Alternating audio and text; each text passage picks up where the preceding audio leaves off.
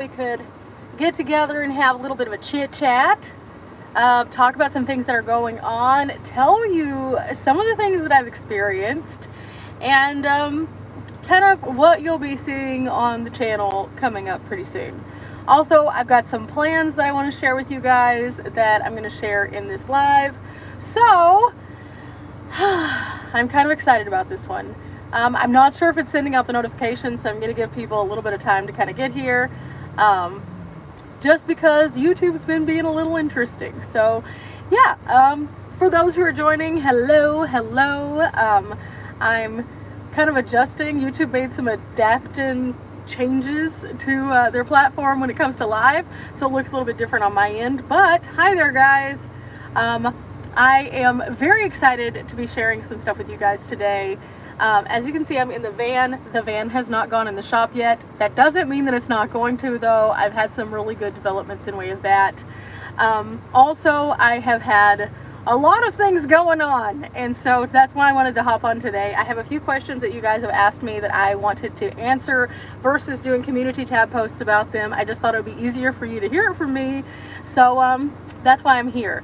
Now, I know it is 2:55 Central Time right now, so if you're in a different time zone and are watching this in replay, or if you're watching this live and it's kind of at a weird time, I completely understand if you can't stick around for the whole thing. But I'm going to be on here for just a little bit, kind of talking to you guys, and I'm being resourceful. While I'm having this live, I'm actually also doing some video uploads. So with that said, welcome everyone. If you are in the chat, hello. We have S-Bird, we have V Traveling with Lady May, and also Penny is here. So nice to meet you guys in the chit chat here. I think I'm just gonna jump right in. Let's talk about what's going on. Yesterday, all my days are running together. That's where we're at in life. I believe it was yesterday. Yesterday, I shared a video about my new refrigerator, and I mentioned in there that I have made it back to base camp, and I'm kind of going through the process of taking care of all this stuff. And in the meantime, I still have videos that'll be streaming out for you guys to make it where you guys don't have to just look at the mundane things that I'm doing while I'm here in reference to the van.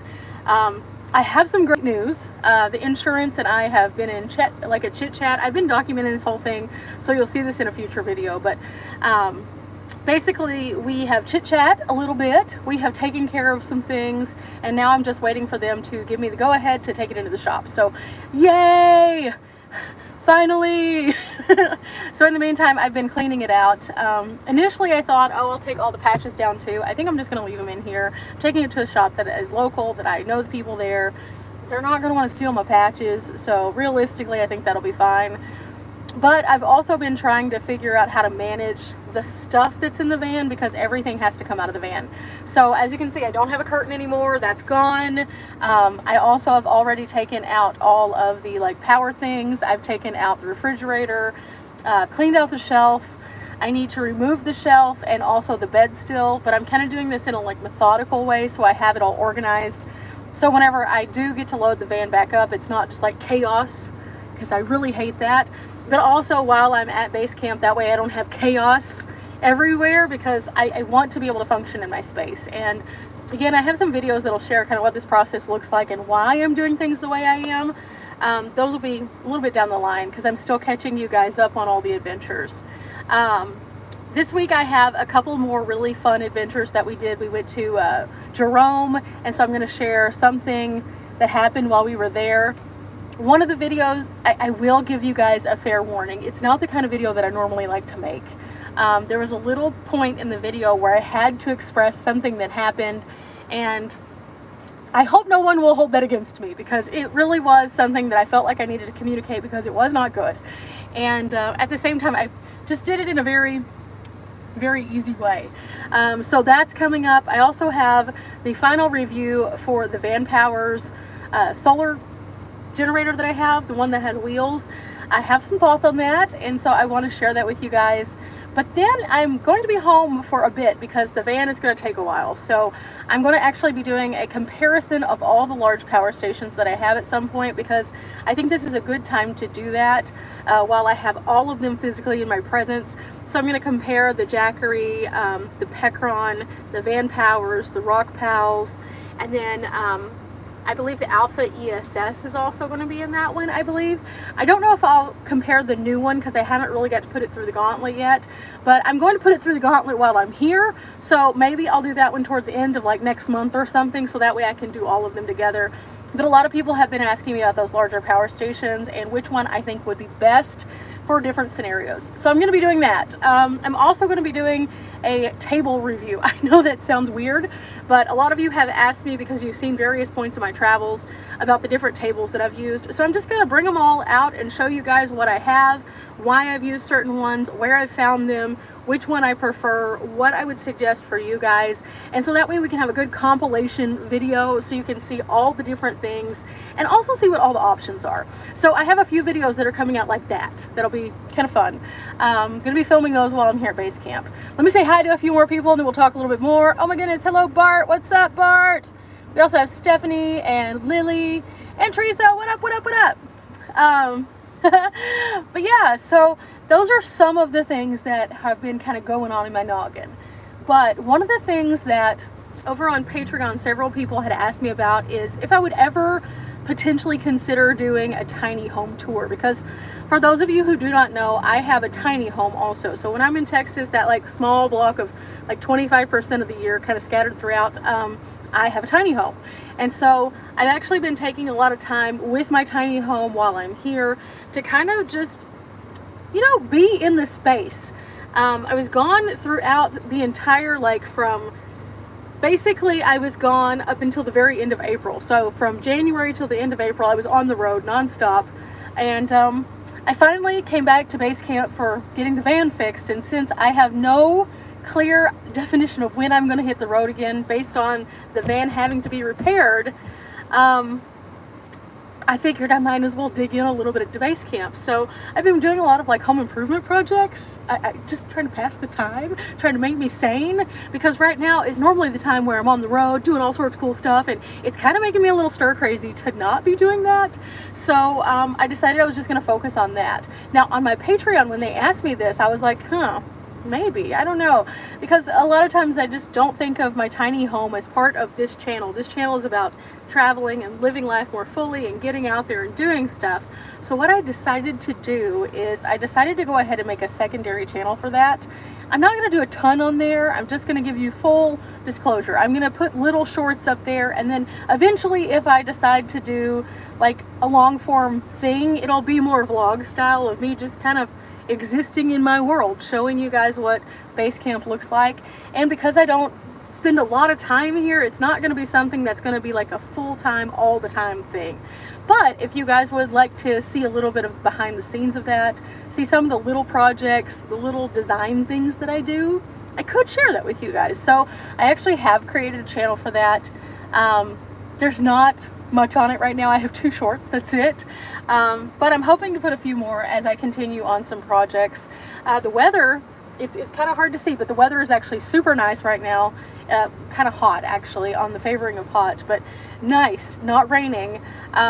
Most of the time that I have been back here, it has been just pouring over and over and over. So with it being like this, I'm hoping and optimistic that I'll have a few days where I can do some like projects in the outdoors and stuff like that. So I'll put them on there too. But I will link that in my community tab so that people can see that if they're interested. Again, I know that's not going to be for everyone, because a lot of people come here because they're interested in the van journey, which I totally get, or they're interested in seeing the travel side, and I again totally get that. But for that small section of people who are interested in that and you just kind of want to see my weird quirky style, it's definitely weird and quirky. But I am going to share a few things that kind of interlink my life to show you what I've been working on this channel, but the larger part of tiny living is going to be elsewhere, so I don't want to overwhelm this channel with that. So yeah, that's there. Throwing that out into the universe, you know, again, I don't expect that to become anything. I just, for those who have asked, it will be there, and that way I don't have to like share all that over here and then overwhelm people. Another thing that I've been working on, a lot of people have asked about Nomad News. Nomad News is going to be kicking back up. I was waiting on some approvals for some things. just because, as most of you know, there's a new kind of rule that went into place with like national parks, and there's some gray area, and I had to speak to some people about filming or even discussing national parks with previous footage. And so I've been waiting for some of that, and now that we're kind of getting some more of those answers, I'll be able to start doing what I need to do again. So I'm really happy about that. And also another thing that was kind of holding us back was, of course, Brock likes to do the missing persons content, and he did not have a laptop for like 2 months. Do not ever spill something on your laptop. This is the moral of that story. So now that he's back in kind of like a functioning space, and because we've kind of ironed out the things that were question marks about us and the legalities of us filming news-based content, I knew that on a personal level I could ask for my channel, but when it comes to a news-based network, you do have to have special permissions in order to talk about certain things and use certain footage. So I have made sure we are good, and we can proceed. So that's going to be starting up pretty soon. I'm just waiting on just a small couple of tiny things, because I had been asked that. So I wanted to go ahead and tell you, yes, we're still doing it. No, we haven't given up on it. But we just had to make sure we had some of those things with that more recent ruling kind of handled, so that everything could be done and wouldn't raise eyebrows and end up having a whole bunch of stuff come down on us like, no, you can't do that. It's always better to ask in these situations. It's not one of those things that you can do and then just ask for forgiveness, because it is the government. So let's see. Reading some of your comments real quick. Cleaning up flooding in your kitchen? Oh no, that does not sound fun. Lily bought a ladder like the one I have. Yay! I love this thing. In fact, I just let my dad borrow it to do something on his van, and he might be getting one of these also. We'll see. Speaking of my dad, I'm going to have an update on his van coming out pretty soon. I just want to cycle through the content again that I filmed in advance so you guys could have that, and then you'll start seeing the things that are happening here, the moving parts, my dad's updates, and I'll probably have a couple of updates because I'm going to be here for a while. So I have what he had gotten to whenever I came back, and then I'm going to do an update because he's continued on his build, and so he's getting closer. So I want to highlight a few of those things so that you guys can see not only his decisions, but also how it's coming together and why he made selections. And he has some really cool ideas, so I'm definitely excited to share those. But I want to do more detailed videos with those because I think that it's just really interesting to see, because like in my space, it's so tiny, I can only do certain things. So he has a little bit more room to grow and expand, and some of you guys do too. So since I do have access to that, I would like to show those things to you. Let's see. You love PBS? Me too. Let's see. Also, is my van fixed? No, it is not. Not yet. However, it has gone through all the process. All I have to do now is wait for them to say, yes, you can bring it in. So that's what I'm waiting on. So in the meantime, I've just been taking it kind of slow, unloading the van. I've been working on it for a few days. And so now I just have these 2 things that are left in here, and then everything will be good. Let's see. Oh, thank you so much. I appreciate you, Sandra. Let's see. I think I missed something. I may not have, though. I know that feeling. It's been nice on the weekdays, rain all weekend. See, here it's been decent. Like yesterday, it was beautiful, amazing. It's slightly overcast. It felt good outside. And then last night, I was able to really work on my van and get a lot of stuff taken out and organized. And I think that's why I've been taking it a little bit slower, because once I found out that I was going to have to wait for them to tell me to bring it in, I was like, okay. I rushed because I thought it was going to be like 2 days. And then they're like, wait, no, it's going to be a little bit longer. So I was like, okay, I'm not going to make myself crazy then. I'm just going to take my time, organize things as I go, as I take them inside. And yeah, it's been a lot less stressful. I am super happy, however, that I built everything where it can be removed from the van.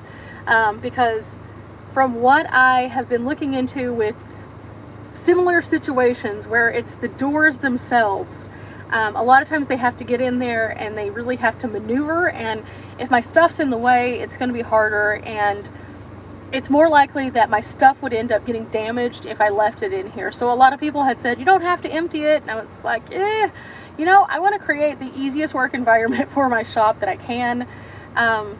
Also, this ensures that if they do have to keep my doors off of it, I don't have just stuff in my van hanging out for the pickings. Because even though I trust my shop, you know, you never know. Somebody could break in the night and do something stupid, and I just prefer not to have anything in here that's of value. So I'm just completely taking everything out, and it gives me a good opportunity to repaint the bed and then also potentially paint the shelf. Still kind of jury out on if I'm going to do that or not, but it's on the list. So depending on how long it actually takes them to get things done, I may or may not paint the shelf. If I take it in and then they're like, hey, come get your van, oh my gosh, I'd be so happy. I just don't feel like that's going to be my journey with this.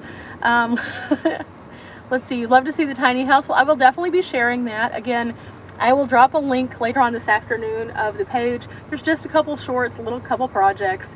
But as I get more things kind of put into the way that I would like them to be, I'll share more. And I'll also give some like commentary probably to you guys to kind of put it in context as to what it is. I don't see myself doing long form content there yet. I have so many things that I've been working on within my main channel and then the Nomad news stuff, and it's all considered to be long form content. So I don't know that I want to commit to a full long form content unless it's just like a tour of the actual property.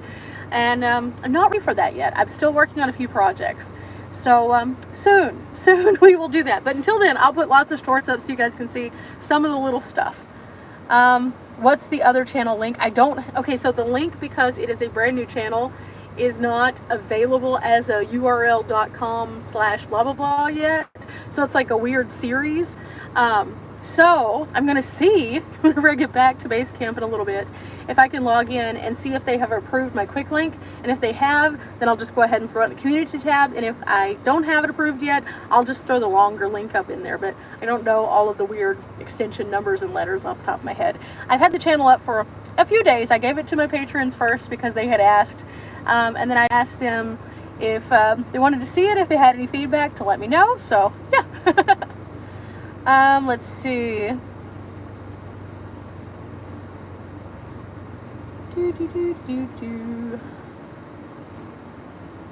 Very cool, Mary. I love that you bought a piece of land in North Carolina. You know, a lot of people have said that they did not, like whenever I first started my channel, I was tent camping.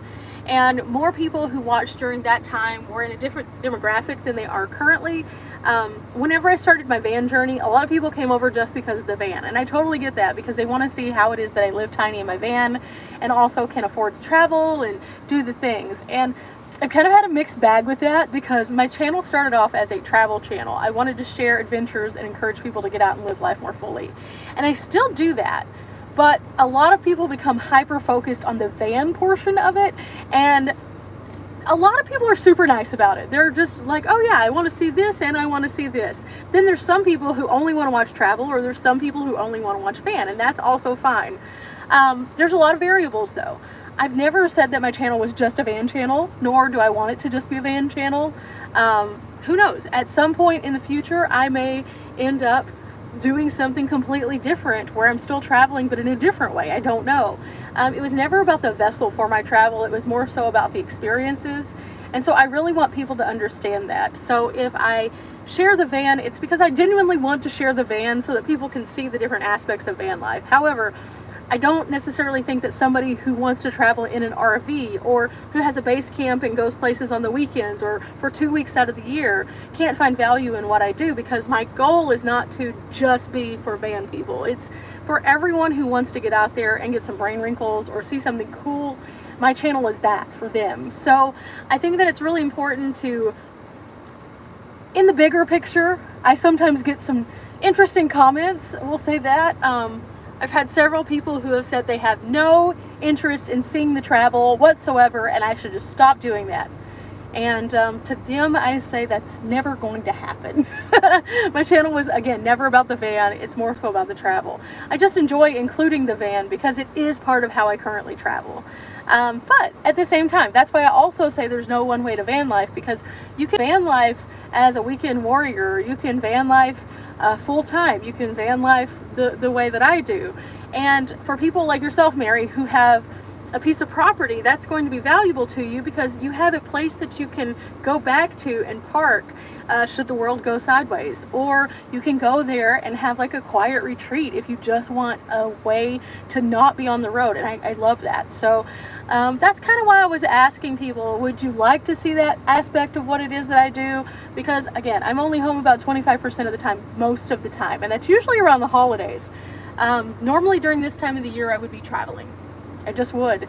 I'd probably zip in and then zip back out again. I'd change out my winter stuff and go on to my summer stuff and then hit the road. Life has a sense of humor with you though. So having a base camp, having a tiny home has been like a little blessing, because in situations like this, I'm not scrambling to figure out all these variables while I'm on the road. I can actually sit in one place. So while I'm dealing with the frustration of insurance or having to clean out my van or not knowing how long my van's going to be in the shop, I have that security, and that's kind of nice. So yeah, let's see. Everything keeps skipping around, guys. Drive all the way to have to wait. Yes, pretty much. I mean, that's just some interesting things happened with this, and it's a learning curve. And again, I've got some videos that'll come out and kind of explain it a little bit more in detail, but it's one of those things that whenever people go on the road, especially those who go on the road full time, I don't think most people have a plan if something like this were to happen. I've seen several people, in fact, there's one woman, she has uprooted soap. I noticed that her bus, basically, she got into an accident and it totaled her bus. And I saw her frantic post and I felt so bad because she's a full-timer, and it was super sad to see that she was like struggling in that moment. And it's not one of those things that a lot of people think about, the what if, because we want to think about the bigger picture of the grand adventure or the getting out of a situation and going or something like that. But the what if is the one uncontrollable variable that has to do with other people, because we can be the safest person on earth and then somebody else just be like, boop, boom, and then everything changes. And so a lot of times we don't want to overplan. And I, for one, don't like to overplan like my travels. But there's a difference between overplanning your travels and overplanning your safety. And we should overplan our safety. So not only should we have like a strategy if something does happen, but we also need to have a realistic understanding of how quickly or slowly that might move based on where we are, where our insurance provider is, where that other person's insurance provider is, if they have insurance. All of those are things that we cannot personally control, other than the fact that we paid our insurance and we know we're good. But if that other person didn't pay their insurance, or they are thinking they're not at fault, or they rode away from the accident, or there was no police report, all of those things can factor into how long something takes. And with me, it was because I was in a different state, and I knew for a fact that I was going to be displaced from my vehicle for at least a few days. And so I didn't want to have to fight the insurance to pay for what my insurance covers. So I was advised to come back here first. And so if I would have gotten it done in Arizona, I may still be waiting. And not in the capacity that I'm waiting now, where I'm much more confident. I could have been waiting without a vehicle for days, for a long time. So, you know, those are things that I implore you guys, if you are traveling in a car or in a van, to think about. Do you have a thought as to what you will do if you're in that scenario? Because we could be sitting at a stop sign and somebody just not paying attention and rear end us, and after that, you know, it's out of our hands. Like, then we have to go through this process, and it's not fun. Trust me, I speak from experience. Let's see.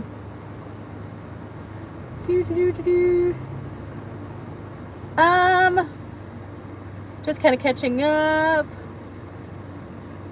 Okay, so I think I'm caught up and everything. Thank you guys for joining in. There's a couple other things I wanted to talk to you guys about. Just really briefly, we kind of talked about the accident, what's going on. I talked about the fact that I popped up this other little channel. Again, it's not going to be anything too crazy, but it's there. Also, Nomad news update. Now, next up, I wanted to talk to you guys about the refrigerator. So yesterday, I got a new refrigerator, did an unboxing, and I had mentioned that I previously used a larger set power fridge. And my larger set power fridge no longer fit into my build because of the way that I built my bed. So before I had my bed set up the way I did, I still had a passenger seat, and I had my bed up against that side over there, and so it was like passenger seat, then bed, and then on the other side I didn't have a shelf for the longest time, so I had this small shelf that I put up against my driver's seat, and that's where the other Set Power fridge like sat. And I really liked it because it had freedom of movement, it was tall. The problem is, once I put my bigger shelf in, I needed to move a few things around, and then that shelf made it feel almost like claustrophobic when I was in here. So I wanted to be able to move the fridge to a different location. The only way that I could do that and then also have my chemical toilet was to put both of them under the bed. And so I did that. I built my bed to be just tall enough where my chemical toilet could fit under it, but I could still sit up. And so my toilet was the defining factor for why I needed the bed to be that tall. And so I had this other fridge that I'd purchased well before I had the Set Power, and I was planning on using that initially, but it was just a smaller fridge. And so I was like, well, I think that one will fit. And it was an Alpicool. So I put the Alpicool in, and sure enough, it fit under the bed. So the Set Power went into storage as like a backup. Now, I really like Set Power as a brand. I think that their products are very good, and so I really did not want to get rid of that, because I thought, well, worst case scenario, if this other fridge like craps out, basically, I can still have a fridge. So it's been sitting in storage. It's been in a pretty good place, and so whenever my fridge started to finally get to where it's like doing a few wonky donkey things, I was like, okay, so maybe I could put that other one back in and just reconfigure. And I kind of had expressed to my family that's probably what I was going to do, and started talking about it. And that's whenever Set Power reached out and was like, hey, so we saw you had issues with this smaller fridge. Would you like a smaller fridge? And they sent it to me. So I still have this bigger fridge. I originally thought, okay, well, I'll just keep it in storage, and again, that'll be my backup. But then I figured out that Brock, Aussie Van Man, his refrigerator is tanking right now. The Arizona heat has finally gotten to it, and he got to a point where he couldn't use it at all in his van, his fridge. So I was like, you know, I have this other fridge. And he was just like, what do you mean you have another fridge? I thought your fridge was dead. And I was like, I have this other fridge. Set Power is nice enough to send me this smaller fridge, but I have this larger one. So I'm going to get it out of storage. I'm going to make sure it's still good, because it's been sitting. Anytime that something is used and then it sits, you always want to check it out. So I'm going to check that out, kind of go through it, make sure everything is good with it. And if it is good, I'm going to give him that fridge, that bigger fridge, because it's about the same size as the other one that he had. And that way the fridge gets some good use. And in the meantime, I'm going to troubleshoot that tiny fridge that I pulled out of my van and see if it's like a compressor issue, or if it's something that can be fixed. And if it is, then I'll get it fixed up and then put it in storage, and then I'll have a tiny backup as opposed to the bigger backup. But so that's kind of what's going on with that. I had several people ask me, well, what happened to the bigger fridge? So that's what's going on. I always try to keep things as like a backup, because you never know when something is going to go awry. And because I do have a little bit of extra space at base camp, that's kind of what I do. So that's what I've kind of done. I have a little stockpile, and then whenever I come back home, I restock what I need in my van. Anything from like extra batteries, Mountain House meals. I have camping equipment that I used whenever I first started out. I'm actually going to be putting some of that back in the van now, because some of the things that I'm going to be doing, I'm going to keep a tent with me. I'll tell you guys all about that later. But yeah, I kind of really have been going through some different things in my mind about what I would like to do and where I see myself going on some future adventures. And I thought it would be really nice to have a tent again, because I do miss my tent camping, but I also miss having a placeholder. And a tent can be used as a placeholder whenever you're traveling. And since I do have the roof box, that's a perfect place for me to just throw a tent. And then if I do go to a campsite, I can mark my spot and then I can venture out. That's the one bad thing about being in a van, because whenever you drive away, that literally makes it look like it's open to anybody, and then people will come and take your spot. So I wanted to at least have a tent for that. But then I started thinking about the benefits that a tent can also have when it comes to travel. And if I have a friend who wants to come and join me on the road, I now have a place for them to stay, because my van is definitely not big enough for 2 people. And even if it was, it would be very close. And I love my friends, but I don't want them that close. So I thought a tent could be a good option, and then also having a couple of other small things that could mark my space at a campsite so people don't come in and then think that they can grab the spot. I think that that would be really good. So that's something that's going to change whenever I hit the road again. So I've been going through all of my old camping supplies, pulling out stuff, making sure I don't have broken poles, making sure I still have like a storage bag of sorts. And I'm not going to use it all the time. Keep in mind, I won't be using it all the time, but in those scenarios where like I do go to a place that's like a boondocking site, I can put my stuff there, and if I decide to go to town and I don't want to lose my spot, there's my tent. And it doesn't have to have like a whole bunch of stuff in it. It just has to be staked into the ground good. In fact, I probably wouldn't ever put anything in this tent unless I am staying in it or someone is staying in it. Let's see. Where am I right now? I am in Texas right now. You guys are going to continue to see me in Arizona for a little bit longer because I went to an event. I have a couple of other attractions that I went to, and I intentionally did this. As most of you know, I like to post with a slight delay in my content for safety most of the time, especially whenever I'm making those stretches of travel where I'm by myself. I don't want people to be able to isolate, oh my gosh, you're here, because then that becomes a safety concern. So I've always kind of posted at a little bit of a delay, but it's mostly because, again, safety. However, whenever I found out that this particular situation with my doors could take a while to be fixed, I went into overdrive and filmed so much content for you guys so that there would be continuous content going on, but also so I could show as many things in Arizona as I can, because for one, I have never been able to spend as much time in Arizona as I was able to this year, and it was awesome because there's so many cool things to do there, and a lot of the places have indoor and outdoor attractions, so that's been really cool. But for two, I knew that going out there and sharing all of that, that many people can use those videos going forward as they're planning their summer vacations or as they're looking for something for their kiddos to do that's inside during the summer months, because you know, it gets really hot. So I wanted to make sure I included as many things for people to do as I possibly could while I was in that area. But then also we ended up going to a van event, and we went to another couple of cool places, and we went to like a couple of neat campsites. And so I wanted to share all of that. So you'll see all of those things coming up. But then also I have some videos that are just like really specifically niche things, like the cemeteries that I've been doing. And I know not everyone loves those, and that's okay. But I have a reason that I do those. For one, I think it's interesting to dive into those brain wrinkles that you can get from the past by learning about people and the history. And for two, I realized whenever I was going to those places, a lot of people, even in those areas, have no idea that those particular celebrities or interesting people either existed in their area or had ties to their area. So it was pretty cool to be able to go and see, and then kind of see how many people really had no point of reference to know that that person had been important in some of their bigger projects in their communities. And so that's kind of neat. So I've been doing those and sprinkling them in as kind of I go. So there's a couple more of those coming also.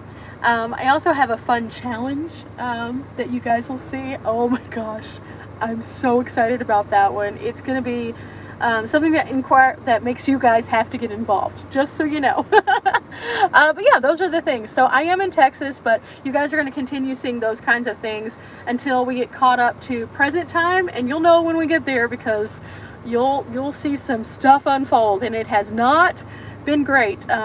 Just so you know, the Texas weather has gotten me more than once. Once was in the van, and it was probably one of the most traumatizing experiences ever, but as you can see, I'm okay.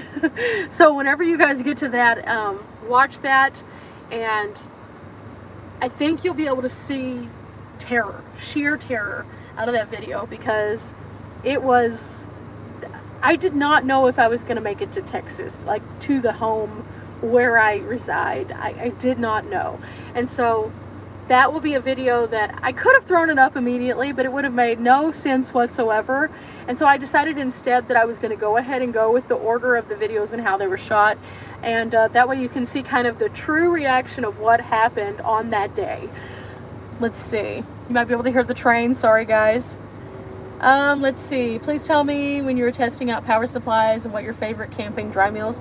My favorite camping dry meals, I'm just going to outright say, is Mountain House, and it's not just because I'm an ambassador for them. I've had those literally in my camping kit since I started this. I've always carried them. That's why I was excited about being a Mountain House ambassador, was the fact that this is something I have sworn by since day one, 6 years of travel. Yeah. As for power stations, it really depends on your needs. And again, I kind of said this at the beginning of the video, but I'm going to do a compilation of all the larger power stations that I have and show you the pros and cons and the differences and my personal opinion on each one of them.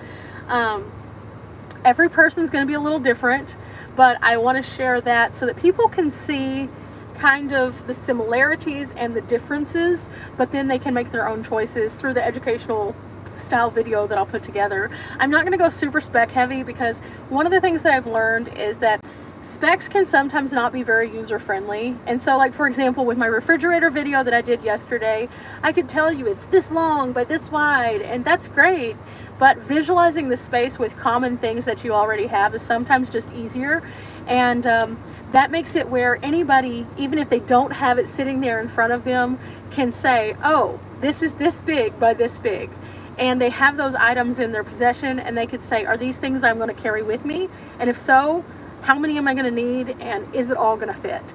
And then you can visualize that space. Someone told me at one point, whenever I was getting ready to do van life, if you're interested in doing van life, to basically try to put your things in a space that is the same amount of square foot that your vehicle will be, and sit there and live in it for a second and see if you're comfortable, and see if you can get everything you need in there, or if you need to out the door some of the things. And it was very handy. And so I think that sometimes just having that clear visual itself, it matters. Speak of the Brock. Hello, Brock. Let's see. Hello from Plano. Hello, hello. Hello, Butterbean. Let's see. We also have Ontario, Canada here with Bailey. I do genealogy. I love the cemeteries. Absolutely. They're so fascinating. It's interesting to see also, especially in larger cities, the collection of people who make it into the same place. One of the most fascinating things that I ever discovered very early on, before I even started doing cemetery videos, is that you have these people who are super famous, and then they have just these very bland, boring, like tiny little monuments or stones. And then you'll have somebody who is just like an average person, and their family goes all out. And so it's interesting to see that dynamic, and then to deep dive into those people and to see who they were. Everybody has a story to tell, even like you and me, those normal people here. And it's interesting to see some of those sometimes. Hello from Colleen. Okay, funny story about Colleen. I got you here. So why is it that in Texas, no matter where I go in Texas, it tries to default me as Colleen? So if I go to homedepot.com, it says, oh, you're in Colleen. If I go to Lowe's, oh, you're in Colleen. Today I went to SodaStream, and it's like, oh, shipping to Colleen. I don't understand this. I am nowhere near Colleen. So that's my funny Colleen story. Am I going to descend on Ben? I don't know. I'm not sure what's going to happen as of right now. For one, I don't know how long the van is going to take to fix. I do not. I have seen, I've been on lots of message boards. Let me just tell you, if you ever have a question and you go on Reddit, it's going to take you in 50 different directions. Number one, it said, oh yeah, very common. Pop it off, pop it on. Number two, somebody said, oh, parts are on back order. Okay, cool. Number three, the horror stories of the doors randomly open while they're going down the road. I don't encourage you. It's kind of like if you have like a symptom and you go on Google, and then it's like you can have a like stuffy nose, and then all of a sudden it's like you are dying, and you're like, what? How did we go from a stuffy nose to dying? It's the same thing when you go down the rabbit hole of looking up auto mechanics in regards to something that involves sensors and doors. Don't do it. It's scary. It's really bad. I do not recommend. But yeah, so that's going to really dictate where I go and how long I'm able to go. The only thing I do know for a fact that I will be doing is later this summer. I don't know if it's September or August. I have to be in Colorado for the Mountain House retreat. I'm not sure other than that. I was planning on taking this nice little trip up and then kind of east and hitting up several places, and I still may be able to. I'm not sure. But as of right now, I have no idea if I'm going to be able to do that yet. Oh, Daryl's here. Hi, Daryl.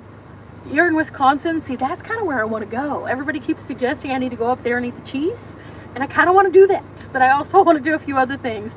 And the bad thing is, I went on like a Google spree of all the cool things I could do along the way. And I was like, oh, yes. And then I get here and I'm just like, oh, I'm waiting for who knows how long. I am not a patient person when it comes to this van thing. I have had to like learn to distract myself so much. Let's see what else we have. Yep, we're still Jurassic Parking. It's a real life thing, guys. Oh, it's been raining though. I mean, here too, every evening it rains, and it's like not good rain. It's like scary rain. Let's see. I did see that they just changed the name of Fort Hood. I have not seen what they changed it to, but I heard that they changed the name. I completely understand. It's going to be one of those adjustment curves of figuring out what to call things. But I've noticed that there's been a lot of things that have changed their names. And, you know, it's just an adaptation. That's all it is. It's just adapting to what's different. Let's see. There was something else I needed to tell you guys too. I can't remember. I need notes these days. Hello from Europe. What's up? How is Europe right now? How is the weather over there? That's one of the things that I would love to eventually do as well. I've kind of mentioned that on the channel. I would love to travel abroad. I would specifically like to travel to places that I know like I have family connection to. I think that would be cool to kind of see where some of the earliest people in my family would have been. I think that would be neat. And then to just kind of go on deep dives, especially any place that has a castle. Oh my gosh, I would love to go to castles. That'd just be so fun. So maybe one of these days that'll be in my cards to do that. I'm not sure, but maybe we'll see. Oh, I know what else I was going to tell you guys. The cool thing about being here while I'm here. So I was trying to look for all like the silver lining moments of, oh, I'm going to be in Texas for who knows how long. And so as I was trying to figure that out, I was like, okay, what can I do while I'm here? So the great thing is, for one, I get to give you guys the update on my dad's van, which is coming out. But also my dad actually got to retire. Yes. So I'm hoping to like drag him along on some adventures maybe in the future. I don't know. I always like to travel with my parents. My mom is going to be getting out of school soon, so maybe I'll be able to drag her along also. But she has a pretty full schedule during the summertime between them going out of town together and then also the whole situation with like summer school. She's a teacher, so she's going to do some summer school stuff too. So yeah, and then also they're moving to like a 4-day school week next year, so their school is actually starting considerably earlier, so I may not get to do as much dragging my mom along as I would like to, because she does probably want to rest a little bit. I get it. But also I thought my dad might want to go do some things, and I will be able to go to the food truck championship. I'm so excited. So the Food Truck Championship is something that they host in Graham, Texas. It is the first Saturday of next month. So I'm definitely going to be going to that. And I'm going to have a special guest going with me. I am very excited. I'm not going to tell you guys about that just yet. But just know there's going to be a video and it's going to be cool. And I can't wait because it's going to be super fun. And we're going to have a special guest. Last year I had the special guest of my parents. They wanted to go. My dad had never been, and so he went, and they had a really good time. I asked them if they wanted to go again this year, and they were just like, you know, last year was pretty hot, which, yes, it was super hot last year. So I was like, okay, fine, I'll just go by myself. And then now I'm going to have a special guest, so coming soon, ... Let's see. Please tell us about the AC. How much power does it pull? Okay, so the AC itself, it has an independent battery bank. So I can charge it while I'm driving down the road, so it doesn't have to pull any kind of power off of my battery system. In fact, I have yet to use it plugging into my battery system because I can keep its independent battery charged. And usually the charge, for me personally, because I don't usually run it all night long, it can get me through a couple of days before I have to fully recharge it. And so I do have that. And it's been pretty good. I do like it. So that has been something that has saved me in a pinch whenever I've been in some heat, that's for sure. But this year I actually have Not only that, but I also have something else that I'm going to be sharing with you guys that is going to be good for the nights where I don't necessarily need that, but I do need circulation. And so I just filmed that video like yesterday, and you'll get to see what that is very soon. It's something very economical and something that everyone could afford, and it's something that you can find at pretty much every truck stop, and we'll leave it at that until the video comes out. Hello from Australia. Hello. Let's see. Yeah, while I'm at base camp, I have a split system, and that thing is pretty nice. I wish I could put something like that in my van, realistically, because I've seen some of them in like the buses, and I just like the way that they don't make a lot of sound at all, and it's not something I could do here. Also, a lot of people have asked me, this is a question that I've been asked probably 100 times in the last 2 months. Why do I not have a roof vent? Now, I will let you know this. A roof vent was never something that I could envision myself having with this particular van. A few reasons behind that. Number one being that I thought I was going to put solar on the top. I now have a roof box on top instead, and so it would only be able to fit in a very small amount of space, and I would probably have to move all of my stuff in order to do that. Number two, the roof vents have a certain amount of space that they take up on the inside. Unfortunately, with the NV, one of the things I've noticed is that my little ribs is what I call it. It's actually the pieces of the van that go across. Those are pretty narrow in distance across. So most of the Max Air fans would not fit in the amount of space that they have. The only one that would is this smaller unit, and that's not the unit that I would be interested in. I've talked to people who have that particular unit, and they said it's okay, but it doesn't really pull in the amount of cold air and circulate it the way that the larger ones do. And so I don't know that I would necessarily want to punch a hole for that, realistically. So that's kind of why. And I cannot move any of the structural pieces or any of the electrical pieces, otherwise it voids my warranty. And as many of you know, I've mentioned this several times, the reason I chose this van was because it has such an amazing warranty. I wanted something that if I had any kind of issue, I could take it into a Nissan shop and they have to fix it because of warranty. And they have to cover the expenses that go with it. And so that is why I chose this, so I do not want to void that warranty. So yeah, that's never been a thing. Another thing that, I remember what it was. Another thing I want to talk about. I told you before, the curtain is no more right now. It is technically here. It's just in the floor because I need to remove the sticky stuff before I take it inside.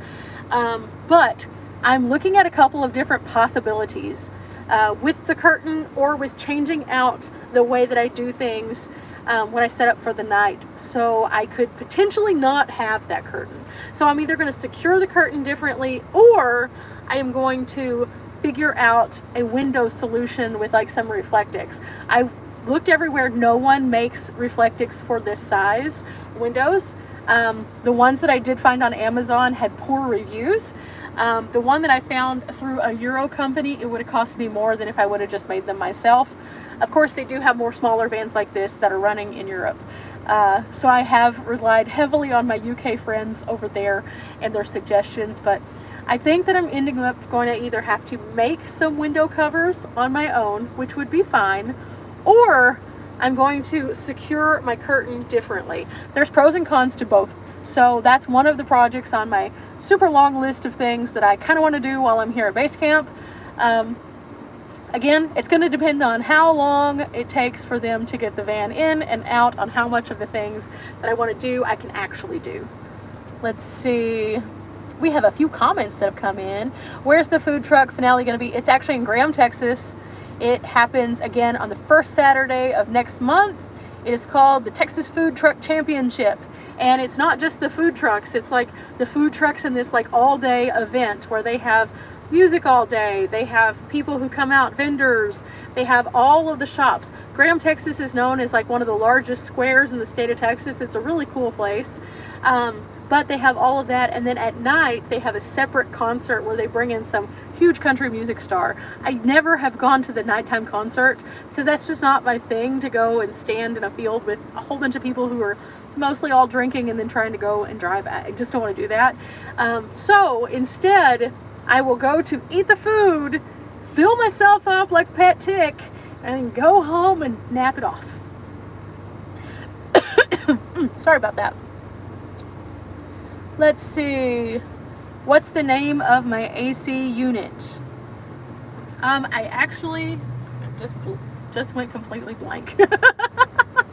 That's my reality these days. I swear, I said at the beginning of this, I have everything written down on Post-its, otherwise I can't remember. Yeah, that's me. That's me. It's the Zero Breeze Mach 2, I think. I think it might be the 3. It's either the 2 or the 3. They have different iterations, and my brain is just not. But it's the Zero Breeze. Let's see.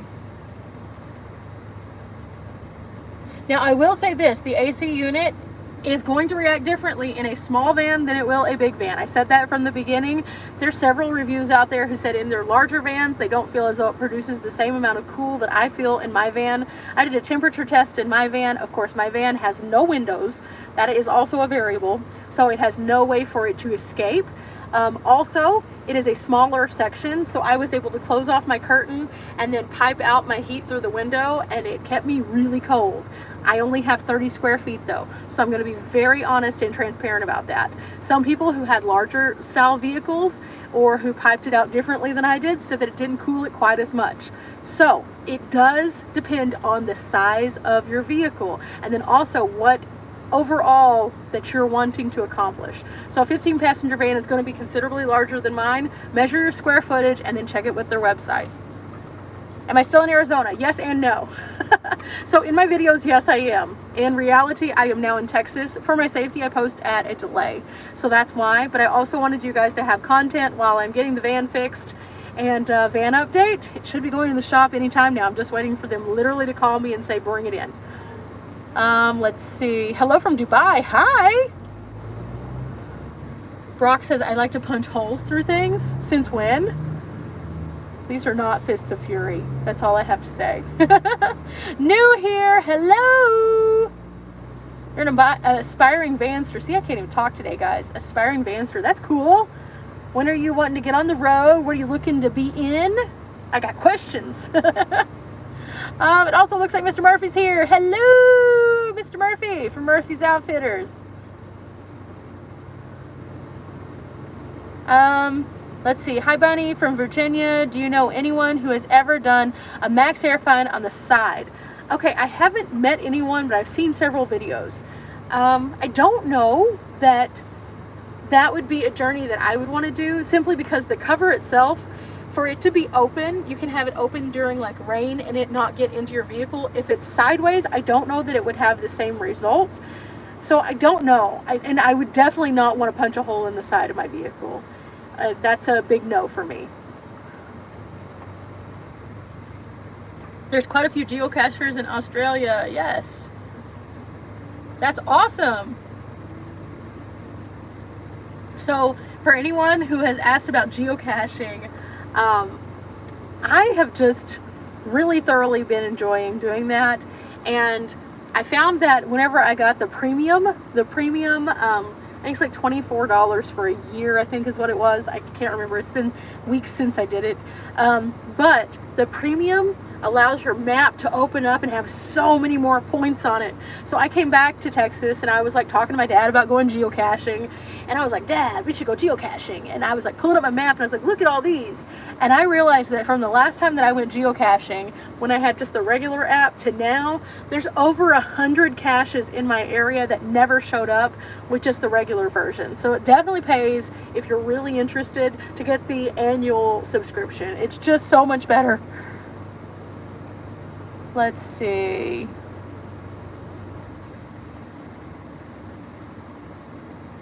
Oh no, you have another eye surgery. That's not good. Well, best of luck. I actually have to go. Another thing that I've had that's nice about being here for the time being, I'm able to go places with like my family if I need to go somewhere.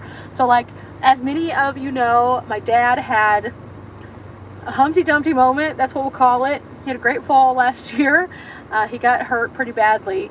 and he's had to kind of go through some surgeries and things like that, and it's finally time for him to go back and have a follow-up. So tomorrow I'm actually going to go with him to do that, and so that's been kind of nice to be able to do those kind of things also, and just to like be able to, you know, just be around my family. I enjoy my family's company, and so I'm going to do that tomorrow, and then again, we're just waiting.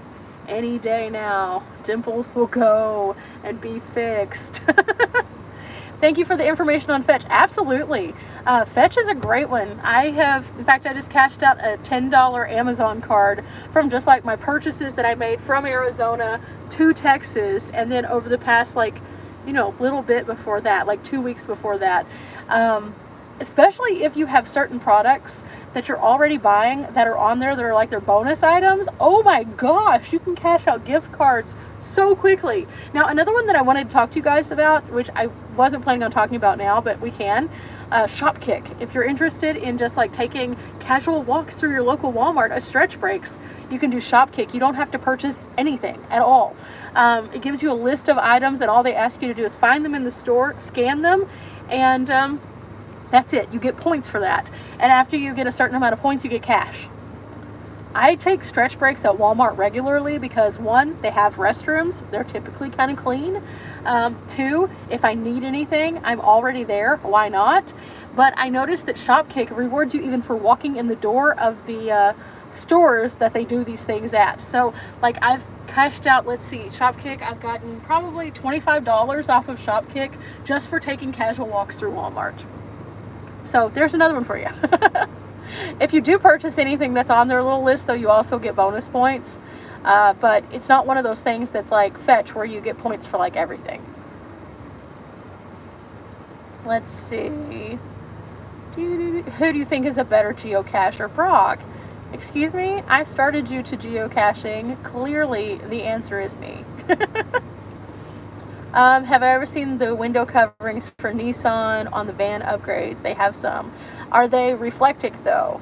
Are they the kind that are going to stay in and have no light gaps? Because if I put these in, I wouldn't put it in. I need something that's going to be super, super good. I haven't looked at those, so I might check those. The name of the fan that I use. So I have a couple different kinds of fans in my van right now.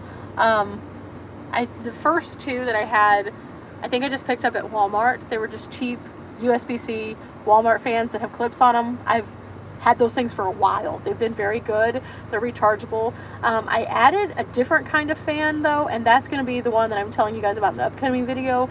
I prefer it. If you have a power station, I think that you would prefer it too.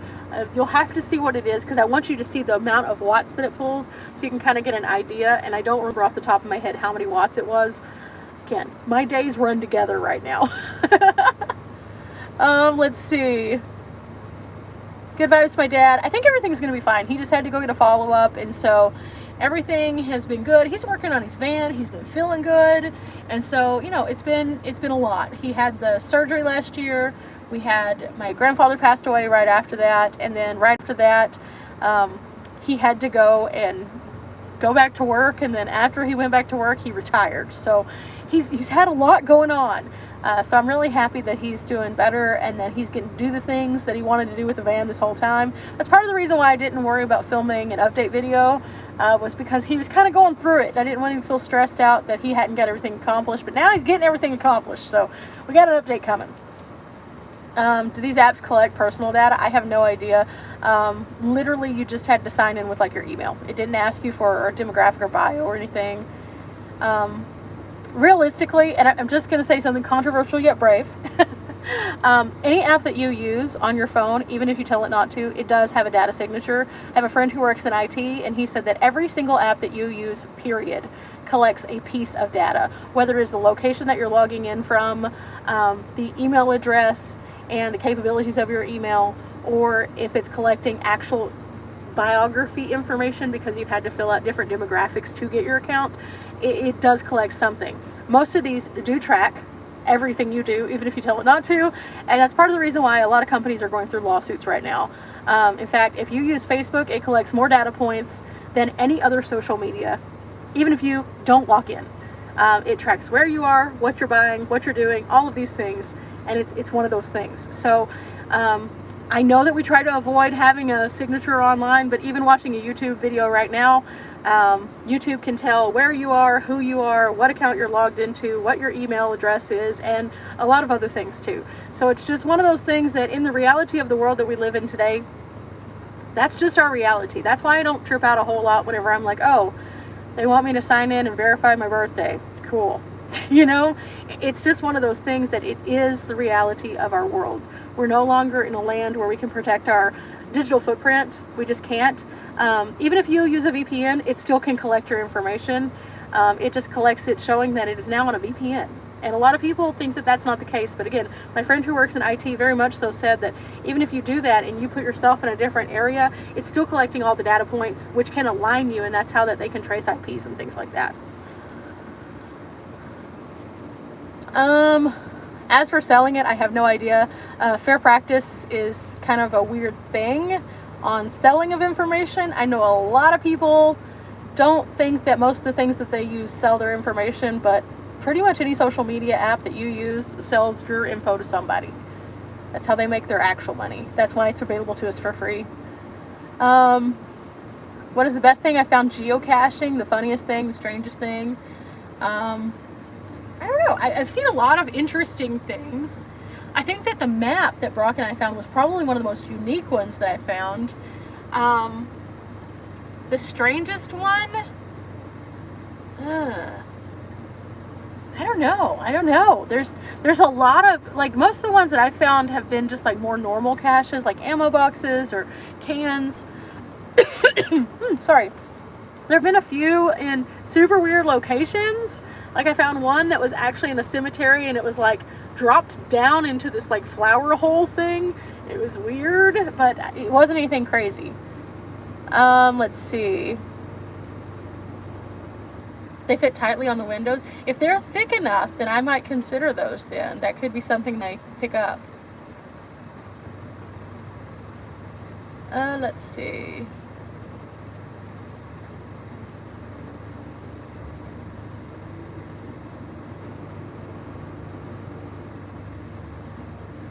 With the age is one of those things that even if you don't put your physical age, it can track how old you are based on your activities. Unless you're looking up a whole bunch of stuff that isn't age appropriate for you. For example, I'm in my 40s. Based on my online activity of who my friends are on Facebook, it can tell that I'm in my 40s even if I tell it I'm a different age. Because I have all my fellow classmates on there. Or based on if I'm looking up things that are considered to be within, for example, I like to watch movies. So if I'm watching a certain genre of movies, they have determined that that particular genre of movies is most watched by this age demographic. Demographics across the board will generalize the advertising that you see, the suggestions that you get, and with different platforms, for example, TikTok can curate your content based on what you're looking at, what you're consuming, and what you like.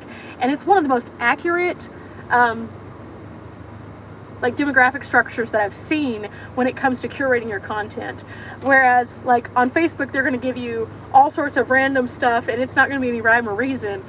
TikTok will actually say, oh, you like to look up cute puppies? Let's show you cute puppies. And we'll continue to show you cute puppies. And then if you get something scattered in there and it's like, we're going to test to see if you also like this. Here's cute kittens. And if you watch the cute kittens, then it's going to say, oh, you like cute puppies and cute kittens. Let's show you that. And then it's just going to keep you going down that rabbit hole. But like with Facebook, it's going to be more of a, this is what somebody that you follow posted, and it may not be that they posted it today. It may not be that they posted it this month. It may not be that they posted it last like 2 months. It could be that they posted it 6 months ago, because there's no rhyme or reason, because they took away the structured algorithm that would serve things in chronological order. And then also, it doesn't curate your content based on the people that you interact with the most now. It actually curates it based on some other kind of like popularity thing. So if I have a friend who wants to post something about for example, this cup, and they get 15 likes, and then the post goes dead, and then 4 months later they get 15 more likes, it is going to show me this post again, even though it's many months old. And there's no real way to figure out why it does that.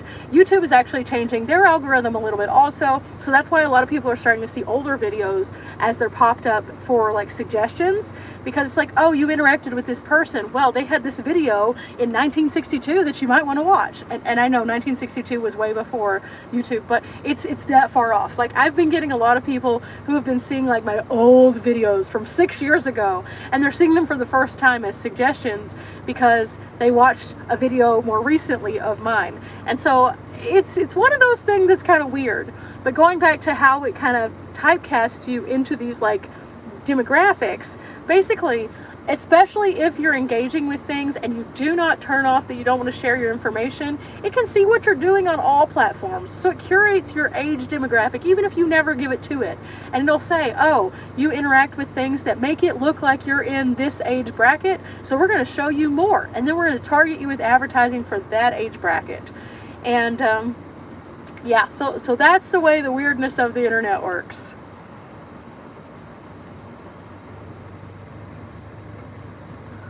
Let's see.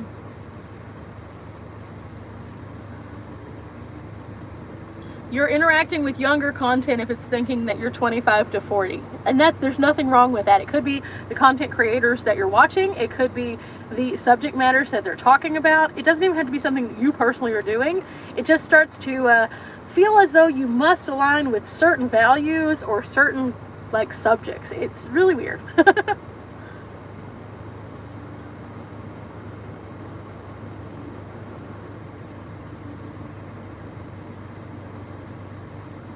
Yep, I'm over 40. I turned 40, more than 40 this year.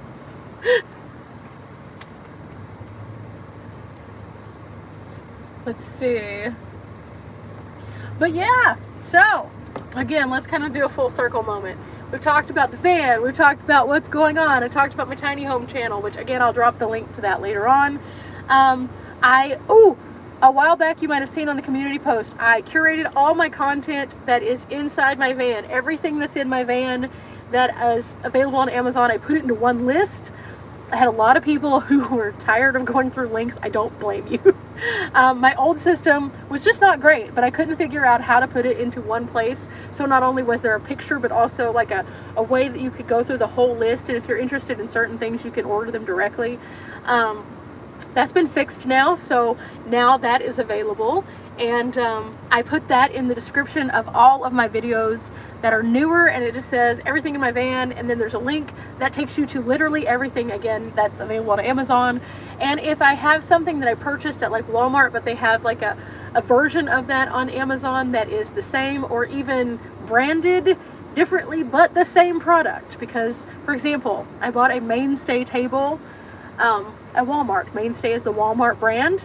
Those are private labeled like things. So what private labeling is basically one company, which is a company up here, makes it, and then all of these companies buy it and then slap their own label on it, which is called private labeling. So like for example, Mainstay is Walmart's brand. However, Walmart doesn't produce all of those items in a factory. They don't. They get them from other companies and then they slap their branding on them, and then that's considered private labeling. Well, Amazon does the same thing, and that's why you could find the same product, 25 different people or companies have that same product, and so all of them have private labeled it. So if I find the same thing that I find at Walmart on Amazon, I will link it so it's easier for you to get to, as long as the price is better. If the price is not better, a lot of times I won't do that, because I would prefer you just be able to go to Walmart and get it cheaper. At the same time, not all Walmarts are created equally, and their website has been a little less than desirable as of late. I tried to find something that said it was in a store, and it wasn't in the store, so I tried to order it online, only to find out that it was going to cost more ordering it online than it was going to cost in the store. That's a big no for me also, because I don't feel as though they should have a markup for you having the convenience of online to that extent whenever they're also marketing it as it's in store. Let's see. So yeah, that's all together now. That's on my little links in my video description.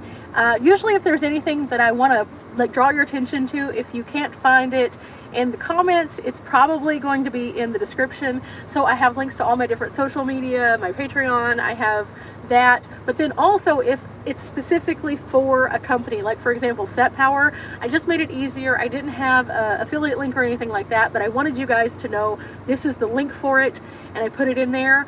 I have another video that's coming out, another non-affiliate situation. It's just something I really like that I'm going to be putting in my van. That's going to come out I think on Sunday, and I wanted to share it because it was just so cool, and it's not going to be for everybody. Not everybody's going to love it, and that's okay. Again, I never want to make you guys feel like, oh my gosh, I must go buy this. But if you are looking for something like this, I want to make it easier because I've been there. I understand. It's hard to find things sometimes, especially now that I've been working on my tiny home. I have literally looked for 10.5 by 10.5 baskets for weeks that were a specific kind, because I would go to my local Walmart, they didn't have them. I would look on walmart.com, they wouldn't have them. I went on to Amazon, they didn't have them.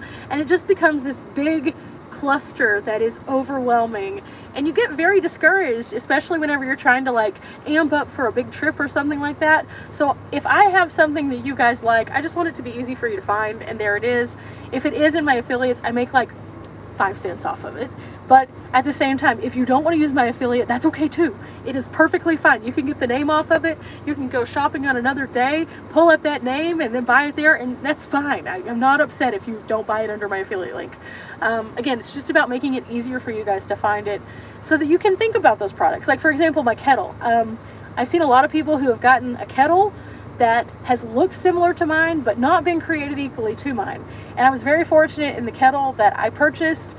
That is a good one. And so I've shared it with you guys, and I've had several people say they've picked one up and they've really liked it. Trying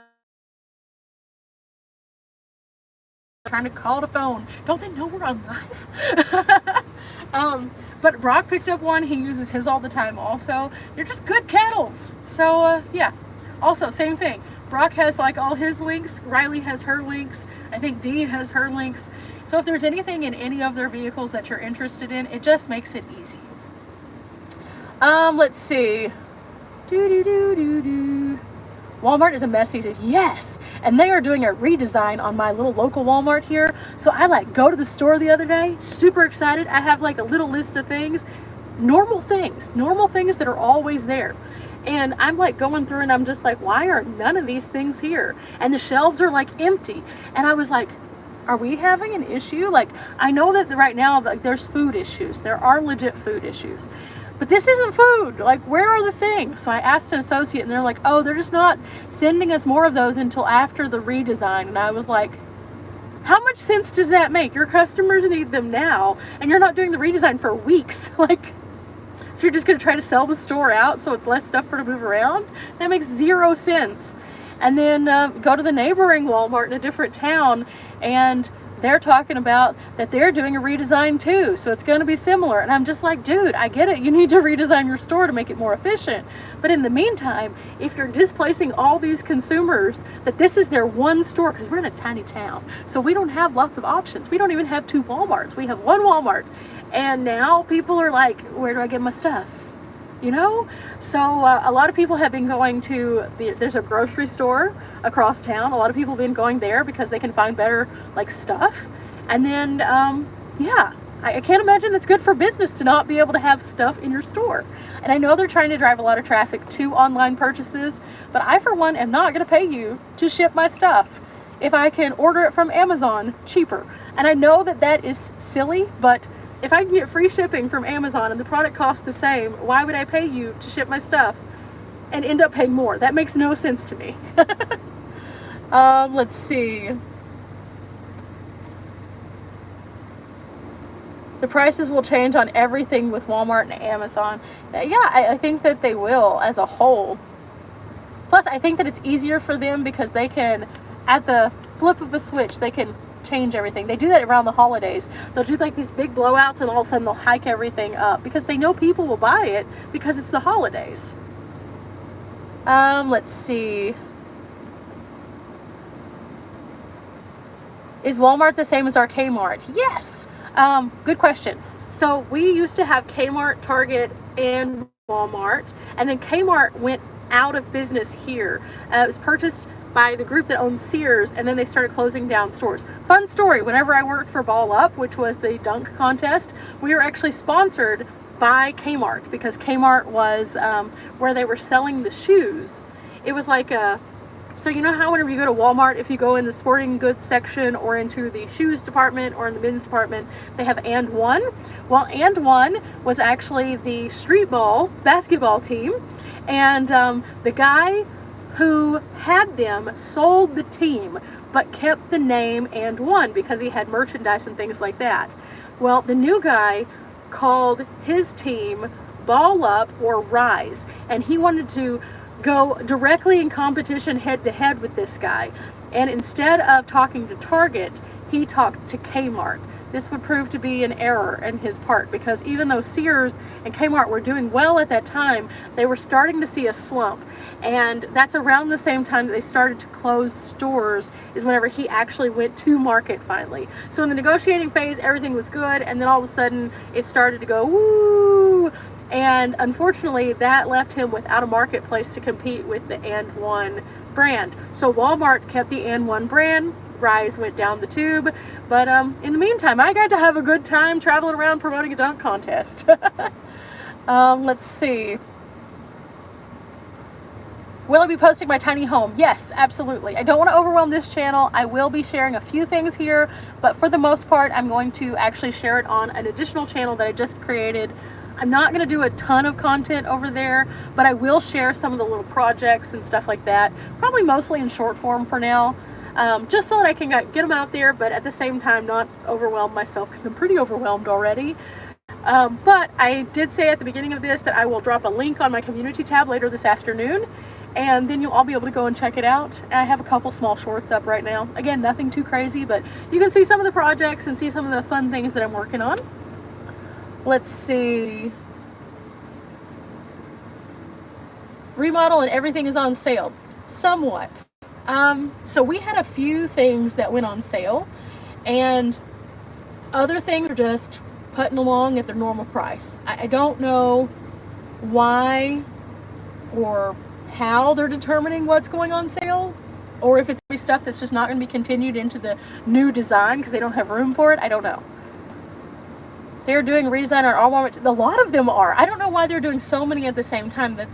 It's a little weird, but at the same time I get it. And if they go to the ones that are more similar to the ones that I've seen in Arkansas, there's a few test stores there. They have a very nice layout. So I can definitely see that that would be positive and a bit more user friendly. At the same time, not all stores are gonna have the capacity to do some of those things. So I don't know how that's gonna work. I appreciate your Amazon links. I bought a few things. Thank you so much. Again, I just try to make it a little bit easier for everybody. I love your sign language t-shirts. Do you know ASL? I know basic ASL. I know how to spell.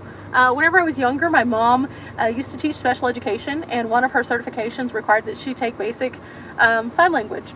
And there were a couple of kids that she taught that were deaf, and so she wanted to be able to, at bare minimum, be able to communicate a little bit. And it's very difficult to reprogram your brain to learn something.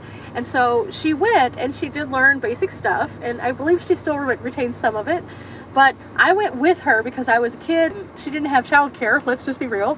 And I ended up learning how to do some basic things so I can do my ABCs. As I go, I'm not the fastest by any means, but I have found this to be useful because along the way I've met several people who rely on being able to use ASL to communicate, and instead of alienate them and making them feel like no one could understand them, I was able to just very primitively, and I know that sounds bad because I would like to know more, but it's again very hard to teach an old brain that now. I was able to primitively have conversation, and as long as they were patient with me, we could converse. And so I was very appreciative for that knowledge that I gained as a child. And again, I know a few small words, but nothing too crazy. But one of the things that I also felt was super important was that people knew that travel was accessible to everyone.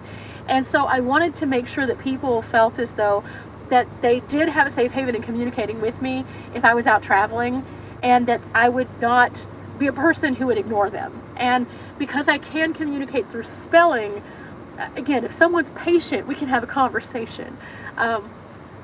I've had a couple of good conversations though. It's been something that's been very good because, like, I met a woman whenever I was in North Carolina, and she saw the shirt and she was like, "Oh my goodness, my granddaughter is deaf."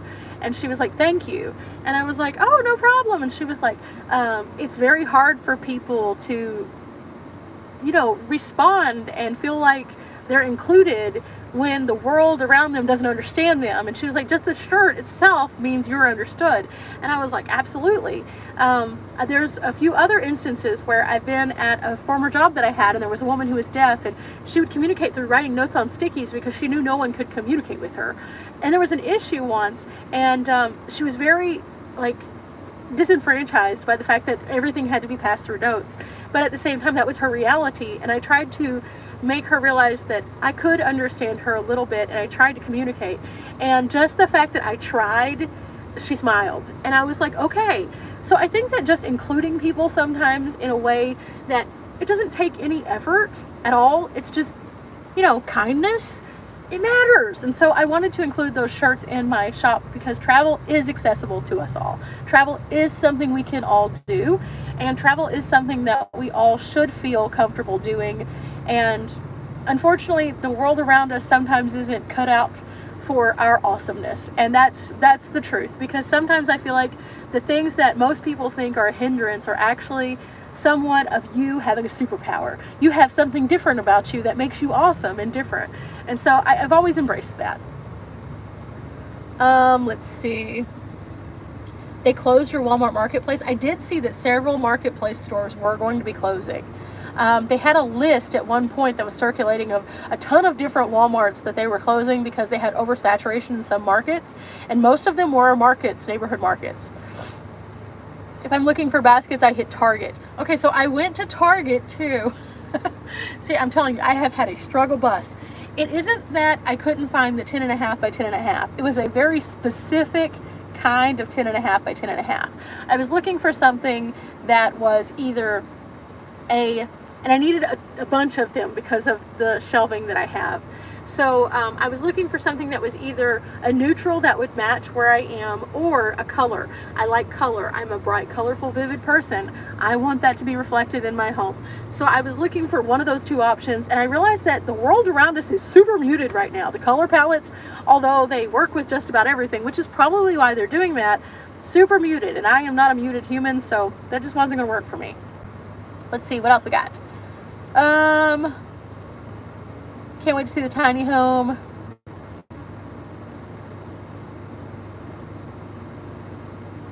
Oh, you missed the first of it? You didn't miss much. I was just giving some announcements, letting people know about the van. The van's going to the shop soon, so we'll see. I haven't linked the channel on this channel yet. I wanted to tell everybody that it is going to be available.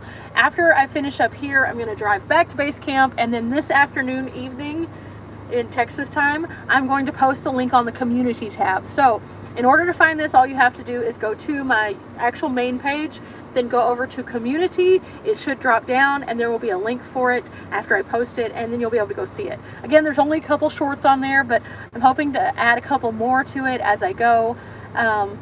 Mainly, I just need to shoot.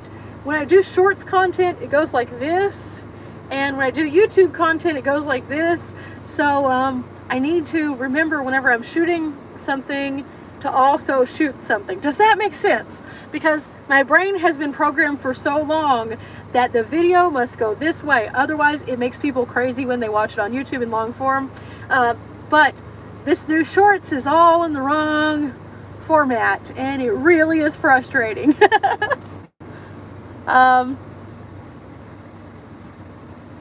The other one is Tiny Texas Living.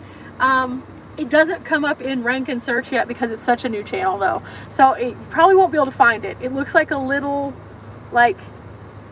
neon sign that says Tiny Texas Living on it. It has a little house at the top of Texas.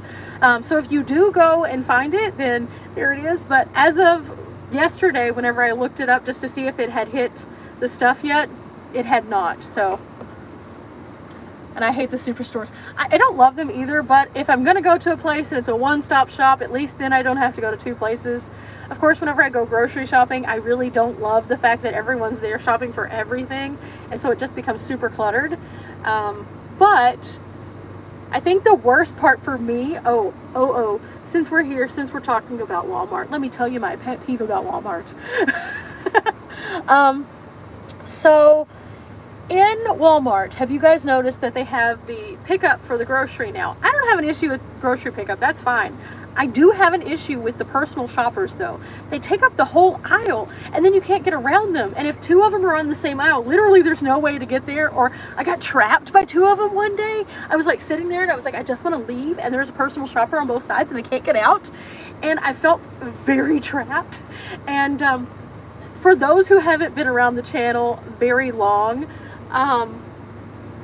I had an incident at a Walmart during the holiday season a few years back where I literally had someone park a pallet at the end of one aisle and park a pallet at the end of the other aisle, and I was trapped with like two other humans, and one lady lost her mind, like absolutely lost her mind.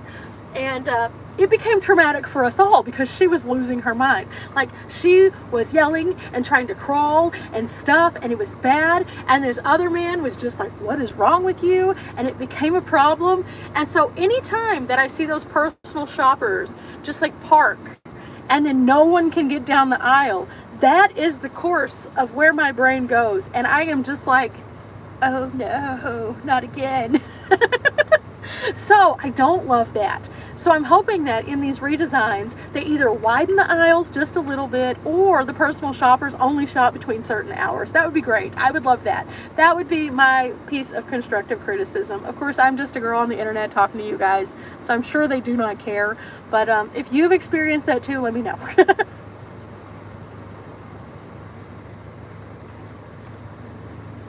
Curtains. I was kind of talking about earlier, curtain-wise. I have a couple of different things. Again, I have no idea what's going to work out.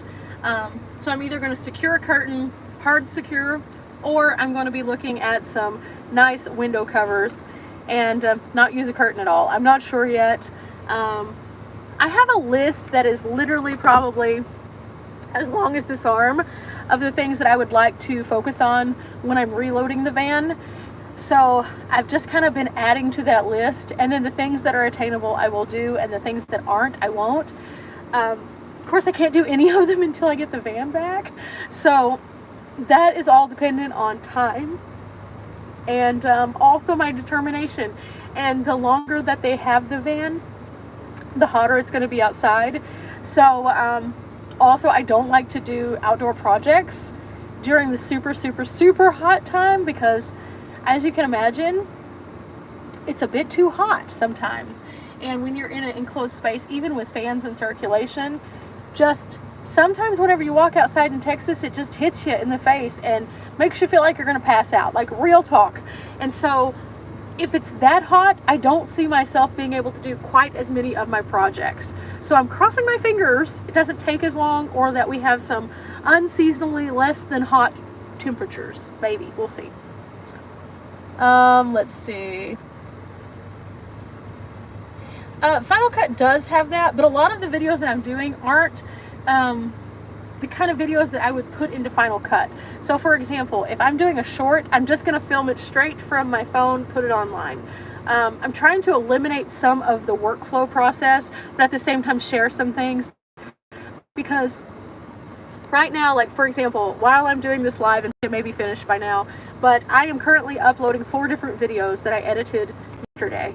I'm trying to get all the content that I have shot from the remainder of the trip in, I can't even talk, Arizona, and then to Texas, and then also my couple first days of base camp. I'm trying to get all of that finished, and I had a considerable amount of videos because I wanted to make sure that there was enough to make it through whenever my van was potentially fixed for you guys.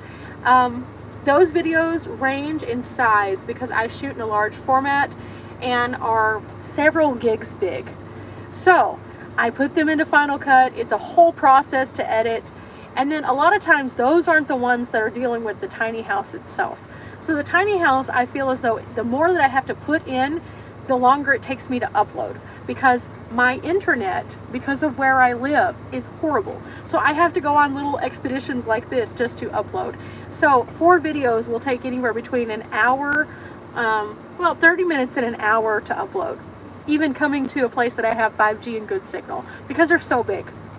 So if I were doing that with tiny home videos also, I would never have anything posted. So I prefer to just shoot them and upload them, which is part of the reason why I want to start out with just shorts, because that's a more attainable goal of sharing things without having to be overwhelmed. The minute I put something in Final Cut, it starts getting big fast, just because of how I shoot for Final Cut specific.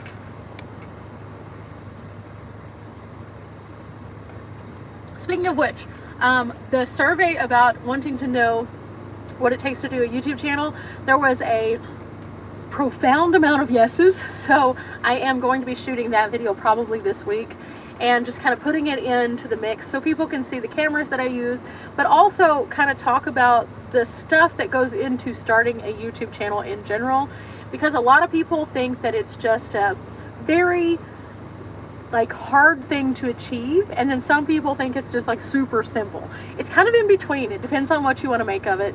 So I want to talk about the pros and cons, but also talk about the whole part of being able to shoot content, figuring out what kind of content you want to shoot. A lot of people look at my stuff and they're like, I could never do what you're doing, and that's fine. You don't have to do what I'm doing specific. Just kind of the idea of what you're interested in putting out on the internet. And so I want to kind of go over some of that, and it's probably going to be a little bit of a longer video, but I'm going to try to break it up into sections. So for example, if you're not interested in camera equipment at all, that is fine. You'll be able to skip past that.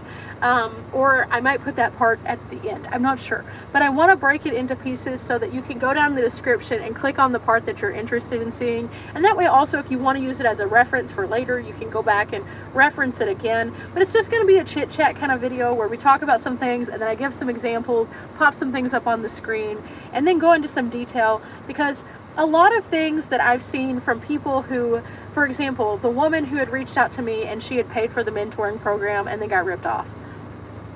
That should never happen. There's a lot of people who at this time have figured out a way to take advantage of others in the hopes of them wanting to learn how to use the internet and do things because they think that there's a magic formula. And realistically, there's no magic formula, but there's a lot of tips that you can find.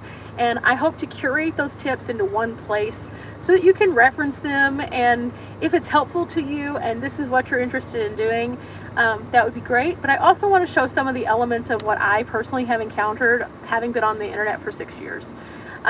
There's a lot of good that'll come out of this, I think. And you don't have to pay anything for it because all of this is available, and I found it through a lot of hard work of just, unfortunately, a lot of times people will lead you through the whole step one by one because they want you to watch every single video because they get clicks off of that. I'll just throw it all into one video, and then if you're interested, you can click around in the video. I would rather be long and have everything than to be like, come back for part 2, come back for part 4, come back to learn how to design a thumbnail. We'll just do it all at once. And then again, if you're interested in parts of it, cool. If you're interested in none of it, also cool. But that way it doesn't take up everybody's time watching 15 videos that may or may not have relevance to them. And yeah. Let's see. Love the ottoman cover. Yay! I love it. It's so fun. Also, one of the things that I did was, because I have my Amazon links, I already had somebody ask me about the ottoman cover, so I'm starting a what's in my tiny home list, because the ottoman cover, I've literally had this ottoman since my very first apartment. I love that ottoman. My dog used to sit on that ottoman. It was his favorite place on earth. We called it his island. It was awesome. But you can imagine, my very first apartment was like in the year, let's see, and I'm saying my very first apartment, it was actually my very first apartment post-divorce. So that was like in 2010, 2011. So 2011, and the ottoman is still in my presence because I try to treat my things well. But it obviously needed some love. So I love how comfortable it is. I love that it's something I can still use, but it needed a little tweaking. And so this ottoman cover has been a game changer. Let's see.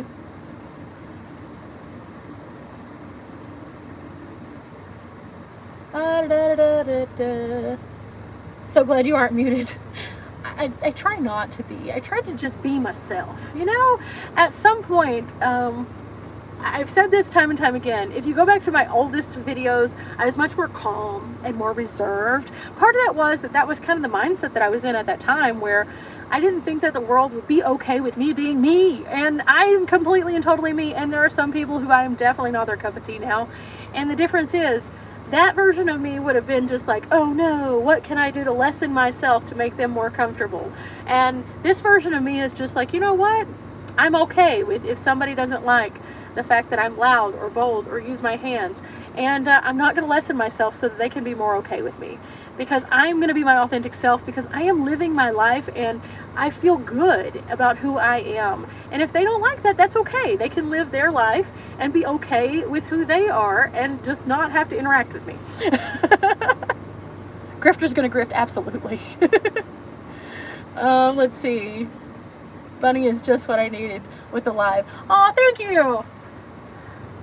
Okay, guys, I'm going to tell you one more thing that I think is absolutely epic that I found. Again, the random things that you do whenever you're disconnected from your regular reality. So while I'm in my van, I use these little coffee bags. I usually have been using like these Folgers ones. I have a couple that I'm going to be trying out. A guy at Bisbee gave me a box of them that are a different brand, and then Mountain House sent me a couple that are a different brand. So I'm going to be trying those out too. But I typically go with the bag because the bag is less problematic when it comes to cleaning things up. I have a really nice pour over whenever I'm in Texas because I leave it here because, again, the cleanup is an issue for me. I don't like a lot of little grains getting in things, grains, whatever. I don't like them getting into things, and it's hard to clean because I like to conserve water. So I just leave that here because I like to have my fresh ground coffee here. However, I also have a Keurig here. Okay, so I was looking for some more K-Cups because I needed some more. I got back and I realized I mostly had hot chocolate. I'm going to need some more coffee to function if we're going to be doing the daily grind in the normal way that I do. Typically when I'm on the road, I could do with or without coffee, because the instant I wake up, I am already in a situation where I'm moving around doing things, because either it's going to get warm or I need to go off on an adventure or I need to film. But whenever I'm home, it's a little different scenario, because typically my day looks like wake up, make my coffee, start to work. I usually will work for the same amount of time that an average person would work at a 9 to 5, except for I'm usually editing videos or working on some project, filming or something like that. So I will work 8 to 10 hours every single day, and it's pretty much non-stop. I have to set an alarm to remember to eat most days, but I needed coffee. So I'm like at the store, I'm looking around, I'm like, what kind of K-Cups are we trying today? And every time I try a different kind. Well, I noticed that they have this limited edition Dunkin' K-Cup. It is a chocolate covered strawberry. What? I was like, does this taste like the actual Dunkin' coffee, I wonder? Like, is this gonna be that? Is this gonna be that girl for me? So I got the coffee, I brought it home, and I was like, okay, let's see what this is like. First and foremost, when I popped the K-Cup, I could instantly smell strawberry, but not like artificial strawberry. It smelled like fresh strawberries. And I was just like, oh. Then I tried it, and I always put a little creamer. I just had some sweet creamer. I put a little bit of creamer in it, and oh my gosh. When I tell you, I instantly was like, I must buy more of these before they discontinue, because it's a limited time. I already have bought more, just so that I can make sure I have enough to last me until I leave base camp. I may buy more to make sure that whenever I return to base camp, I still have some. They are so good, guys. If you like K-Cups and you are looking for something that is not just like a black regular coffee, try these. They are so yummy. And I found them at Walmart. So I don't know if they have them everywhere, but I found them at Walmart. They're so good. Highly recommend. So yummy for all my coffee girlies out there. Let's see.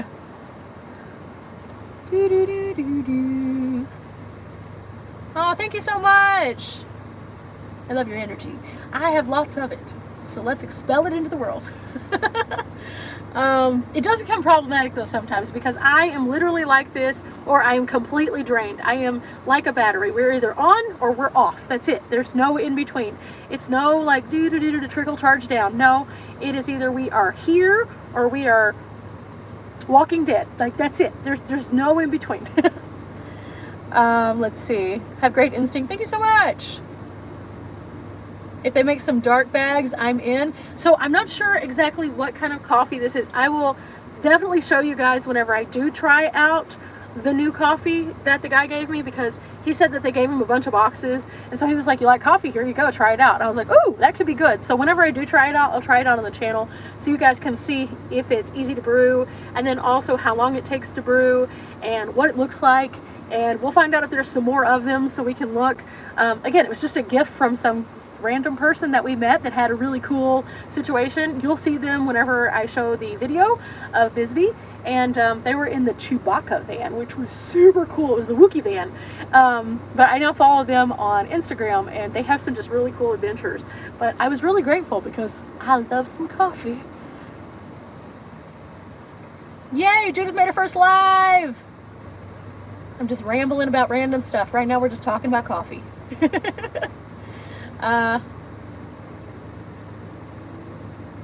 Absolutely, Ellie. If somebody is not for it, then just don't watch. I have never understood why someone hate watches a channel. And I call it hate watching because if all you have to say is not nice stuff, apparently you never saw the movie Bambi. Apparently you never listen to Thumper say if you don't got something nice to say, don't say nothing at all. Like, there's no reason to just watch somebody so you can be mean to them. Like, it makes no sense. And I've seen a lot of that, like on various channels. There's been a lot of people who have said that, like, they have people who only watch so that they can tell them all the things they're doing wrong. And I'm just like, okay. Like, you just lost brain cells out of your own brain watching something you didn't like. I didn't lose brain cells being myself, so it is what it is. So if that's how you choose to live your life, losing those brain cells being angry, cool, have fun with it. As long as it's not like threatening or causing bodily harm or using curse words, I'll let you sit there and rock in the comments and look silly. Because at the end of the day, you're the one who looks silly, because you're the one who took the time to continue to watch the video that you absolutely hated, and then also took the time to exercise your fingers and strengthen those finger muscles just to say something nasty. At the end of the day, that's just silly. Oh, let's see. Oh, yay, I'm happy that Tiny Texas Living is popping up. I can't read today either. We're tired. I might need some more coffee. Let's see. I saw a good cleanup hack for a cast iron skillet. She used the paper that you place in the bottom of an air fryer. I can't use cast iron on my stove at base camp, and I find that cast iron is kind of problematic for me personally on the road. I know lots of people who use it. For me, I tried to use it whenever I first started out, and it was not my cup of tea. We'll just say that. So I was just like, you know what? It's fine. We'll just not. But I do love a good cast iron, because cast iron cooking is one of those things that's just like, if you have ever eaten from a cowboy cook kitchen or one of those chuck wagons that use all the cast iron, the food just tastes so good. Trolls ruin everything. Yeah, they kind of do. But also I think that part of it is they think that they ruin things, and sometimes it's how we perceive things. So like, I've had some people who have outright told me to go and off myself, and at the same time I'm not going to go off myself. So them saying that just kind of proves who they are, not who I am. And so I have just had to realize that, like, okay, being on the internet, you're going to end up with some people who don't agree with you. You're going to end up with some people who are nasty and hateful. And I'm going to address that in my What It Takes to Be a YouTuber video also, I think. Just because there are some really negative Nancys out there. And sometimes I will address them and be just like, oh, really? But it's more so oh, I got time. I got time today. Let's go. It's not that I want to validate them or that they are validating themselves by having a response. It's more so that I'm just like, you know what? You want to be snarky? I can be snarky too. I think a lot of people mistake my kindness and my cheer for stupidity sometimes, and I am very highly educated despite the fact that I travel the world in a van. I am also a person who is a knowledge seeker, so if I see something and I know for a fact that it is wrong, I won't just say, "You're wrong." That's silly. I'm going to tell you why you're wrong, but I'm not going to tell you why you're wrong from my perspective. I'm going to put all the factual information. For example, I had someone on the channel who wanted to say a not so nice comment on a video that I did where he was talking about a certain group of people and his opinions of those people. And so I was just like, okay, cool, you're throwing this out to be fact, let's roll. I have time. So I went and did the research, found the clauses, the ordinances, the factual pieces, all of those things, and then I presented them to him with a little bow and said, you know, if he wants to sit there and dispute, he can dispute facts and evidence along with citing sources. I can cite the sources. So I did all of that. Never heard from the man again. The point is, a lot of these people do this just so that they can have the upper hand or look like they're smart or tap their little feet and have a little temper tantrum. And in reality, most of it is not factually based. It's just somebody's opinion. And, well, you know what they say about opinions. Live by the thumper rule. Absolutely. Think about starting van life in a minivan. That is a great option. A minivan is a wonderful option. In fact, I would encourage you, if you are looking at a minivan, to go check out My Basic Journey. She's been traveling for quite some time, and she has a minivan that she's converted, and she's been existing in it for quite some time and really loves the space that it creates, not only for her but also for her small dog. Let's see. Also, our friend Sam, he doesn't have a channel. I wish he did, though, because his bed is wonderful. I think that he modeled it kind of off of Mellow Nomadic's bed, though. So Mellow Nomadic, he's another good one that's a minivan traveler. Engagement feeds the algorithm. Absolutely. You want to be a troll? You can feed my algorithm. Feed the dogs. Feed the dogs. It'll just keep on going. Must be all the Virgos watching. Let's see. Let's see. They do that for attention. It's not about you, it's about them. Absolutely, most of the time. And again, I'll let them sit there and rock and look silly. And I know a lot of people will pin the comment to the top so everyone else can go in. I don't necessarily want to weaponize my audience against people either, because I've had several times where people have jumped to my defense because they didn't think I saw the comments. Most of the time, if somebody says something that's just absolutely rancid and I don't say anything, it's because I'm letting them sit there and look foolish. You don't have to defend me. I'll be fine. And I don't like it when people then do that, because then those people feel like they can attack the people who are defending me, and I don't want a bunch of people just doing that or putting themselves in those positions to be attacked, because I signed up for this. You guys didn't, so it's okay. I'm fine with it. I really am. I have always had my own version of reality that I live in when it comes to being able to understand that some people are just not nice people. And you know, it takes a really thick skin to put yourself in a position on the internet where people will say all sorts of things. I have been told since I got this haircut that I look like a boy, or I must be a certain orientation or something. And they say it in such an offensive way, and I'm just like, okay, that's cool. That's your perception of who I am. That's okay, because I know who I am, and I don't need you to validate me when I already know who I am. Because there's lots of people who on the other side of that will be like, ooh, I like your hair, or oh, that looks cute, or oh, I would like to take you on a date because you look like you're edgy or fun. And so I think that that's the thing, is they only see one side of the spectrum of life, and that's unfortunate for them because they can't crawl out of that and see the bigger world around them that isn't necessarily just about typecasting people because of the way they look or the way they sound or what they do or who they are. In fact, being in the van in general, a lot of people have all sorts of criticism. I've seen people who have literally seen what I do and they have looked on like, oh my gosh, you travel everywhere, and it's been so exciting for them. And then on the other side of that, oh, you must be homeless. And they talk about it like in such a negative way.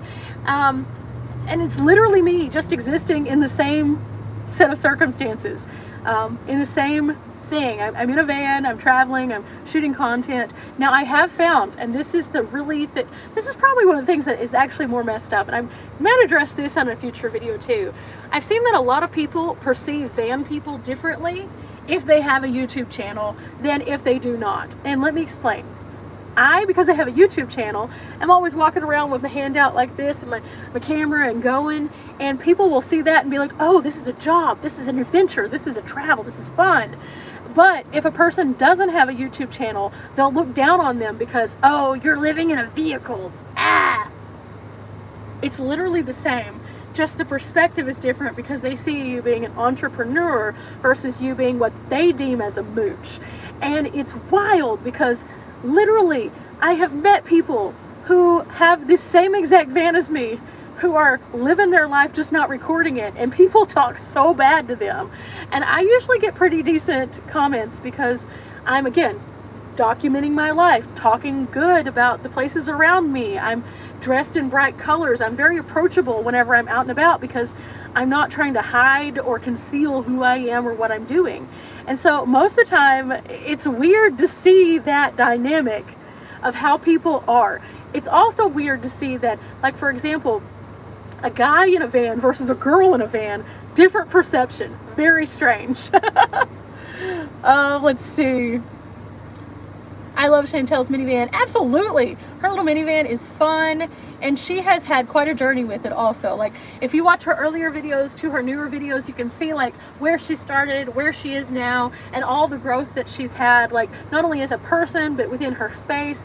And I think it's really cool. And being able to see how she's changed the way that things are moved around and stuff, it just kind of helps you to like see the space and visualize how you could have space or how you would do things differently. And I always tell people that if you can visually see something in a tangible way, it's easier than if you just pull out the tape measure.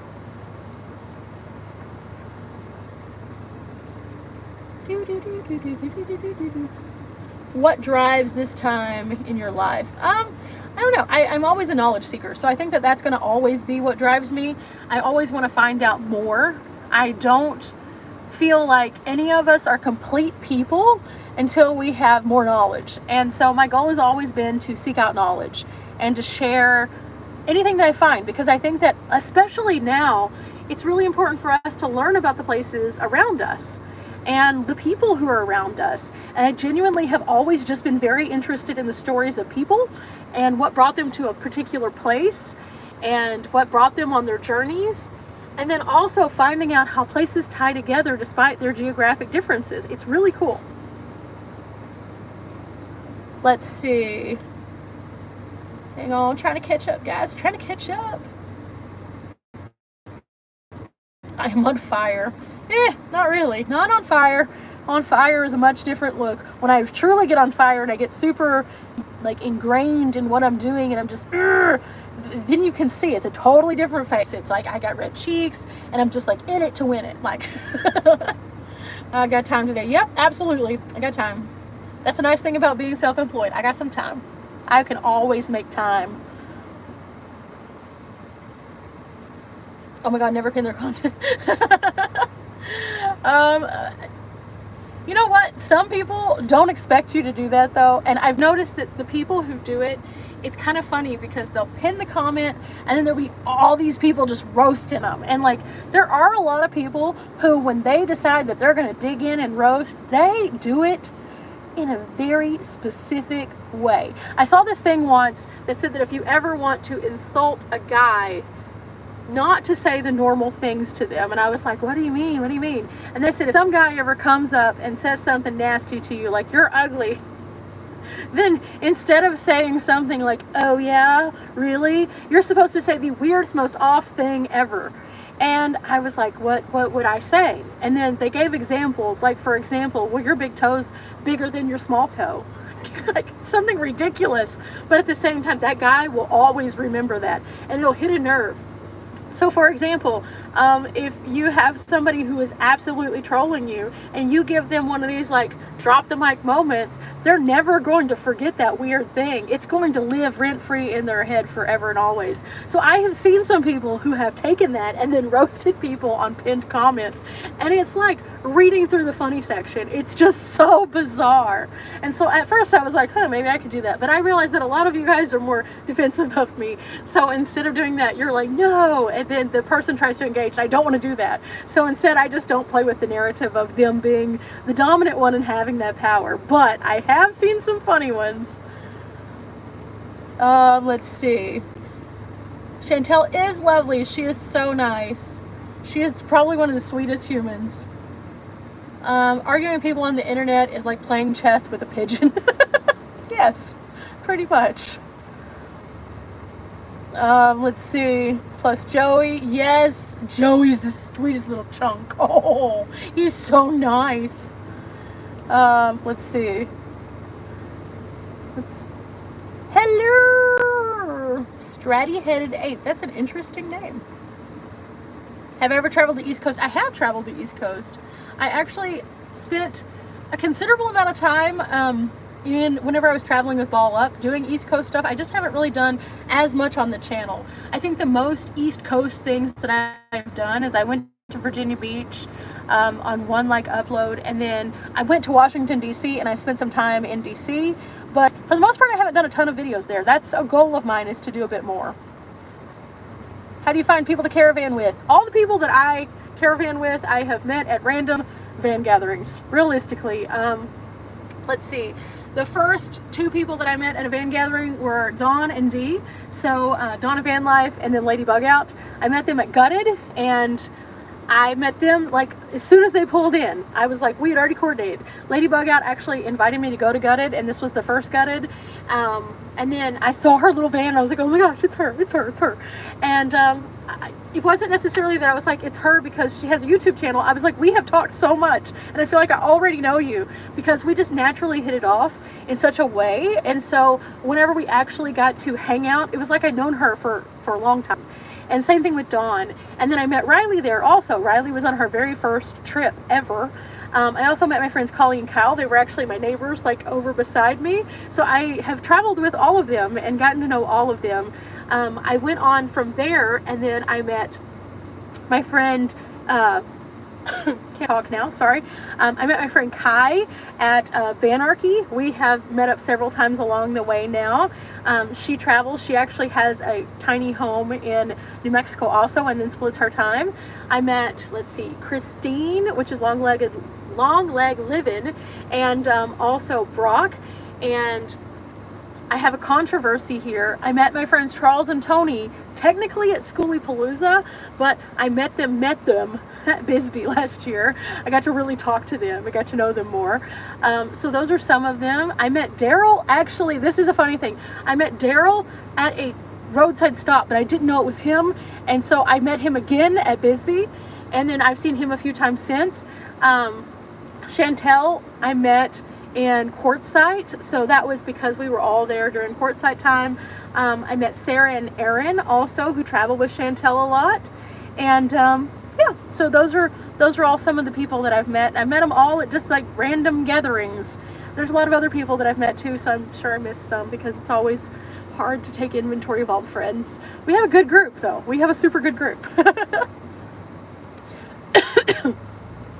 Oh yeah, Greg and Kelly and Marshall, I met all of them at Bisbee too. I actually had the worst introduction to Greg ever. I felt so bad.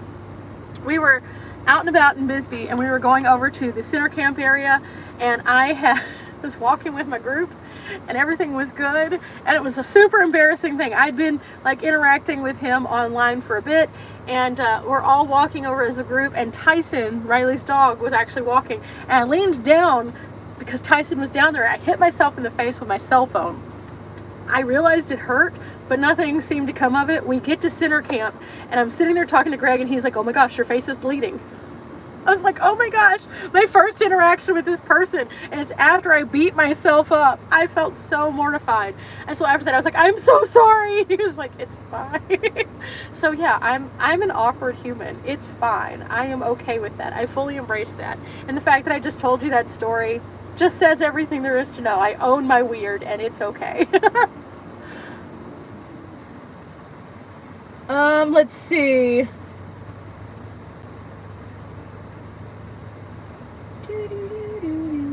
There has to be tons of van life tubers, but search always brings up the same 7 people. Okay, so search is weird. They're asking YouTubers on my side, the actual YouTuber, to prioritize search terms. So whenever we're putting out videos, they ask us to put in search terms. However, they prioritize on the viewer side recommendations, and that doesn't always prioritize search. So if you're looking at van life, it doesn't always show you a wide spectrum. And they're saying that this is supposed to be to help you curate your content, but it's hard to discover new people. In fact, Riley frequently tells me, oh yeah, did you see this on this channel? I'm like, who? I have no idea. And they're a YouTuber who is a van lifer who's been on YouTube for years, and I have never been suggested them. For example, I had a girl who I was talking to, and she's like, yeah, I have a channel. And I was like, okay. And I went and looked her up, and I found her channel, and I started following her. And then it never recommended any of her videos, even though I hit the notification bell. It just doesn't make sense. I don't understand. I probably will never fully understand it. It's okay. Met Ladybug out last year. She is amazing. She is the sweetest human. Like, literally, whenever she meets you, she's just so kind. She's so kind, and she's like, everyone sees the mellow side of Dee because she's super mellow, but at the same time, she is so funny. Oh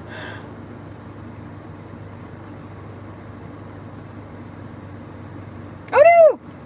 Oh, we just almost went into a crazy downward spiral, all because I hit something because they moved a button. Good times. But yeah, so I guess we have been on here 120 minutes. I can't believe it. It has been a bit, which means my videos should be uploaded. I hope. We're going to cross our fingers because it is now 4 my time, which means I'm in Texas time. What is the best way to find your older content now that YouTube took away the ability to sort by oldest? They did? See, I haven't even noticed that they did that. And changing so many things. The only thing that I could suggest is you can go to my watch everything. I think it's called watch everything here or something like that, and just scroll to the bottom. It's gonna take you a minute. There's 1,000 videos on there, but I have like the ability to power scroll with my finger and just look away because otherwise it'll make you dizzy. So that's what I usually do if I'm looking for somebody's older content.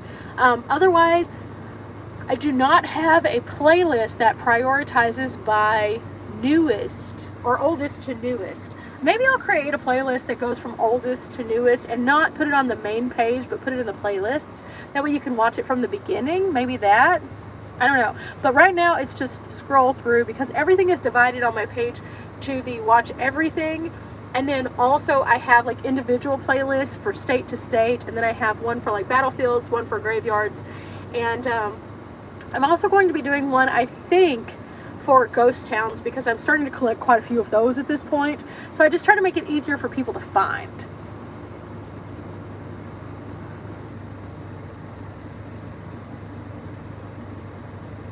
Absolutely. I'm sure that not everybody has like that photographic oh no moment where they're like, oh yeah, I remember whenever Bunny made herself look really dumb.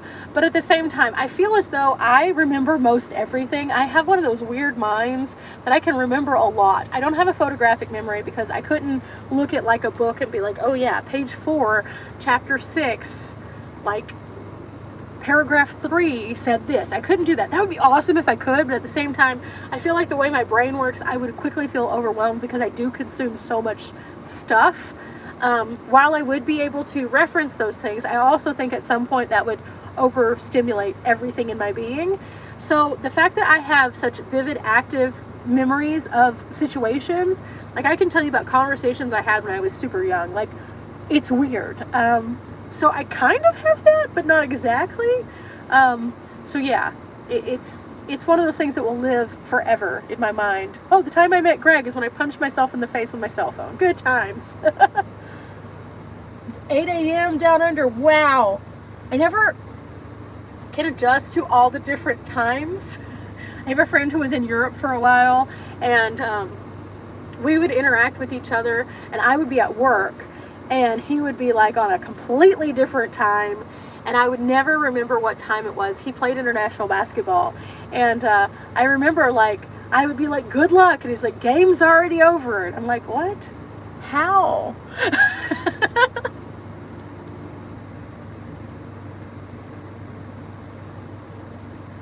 Let's see.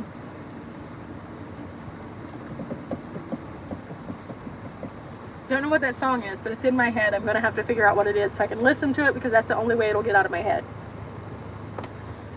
But yeah, so now that we have been going for as long as we have, I'm about to call it some time. I'm going to post this on the replay, so anybody who didn't catch the first part, if you want to go back and watch it, you can.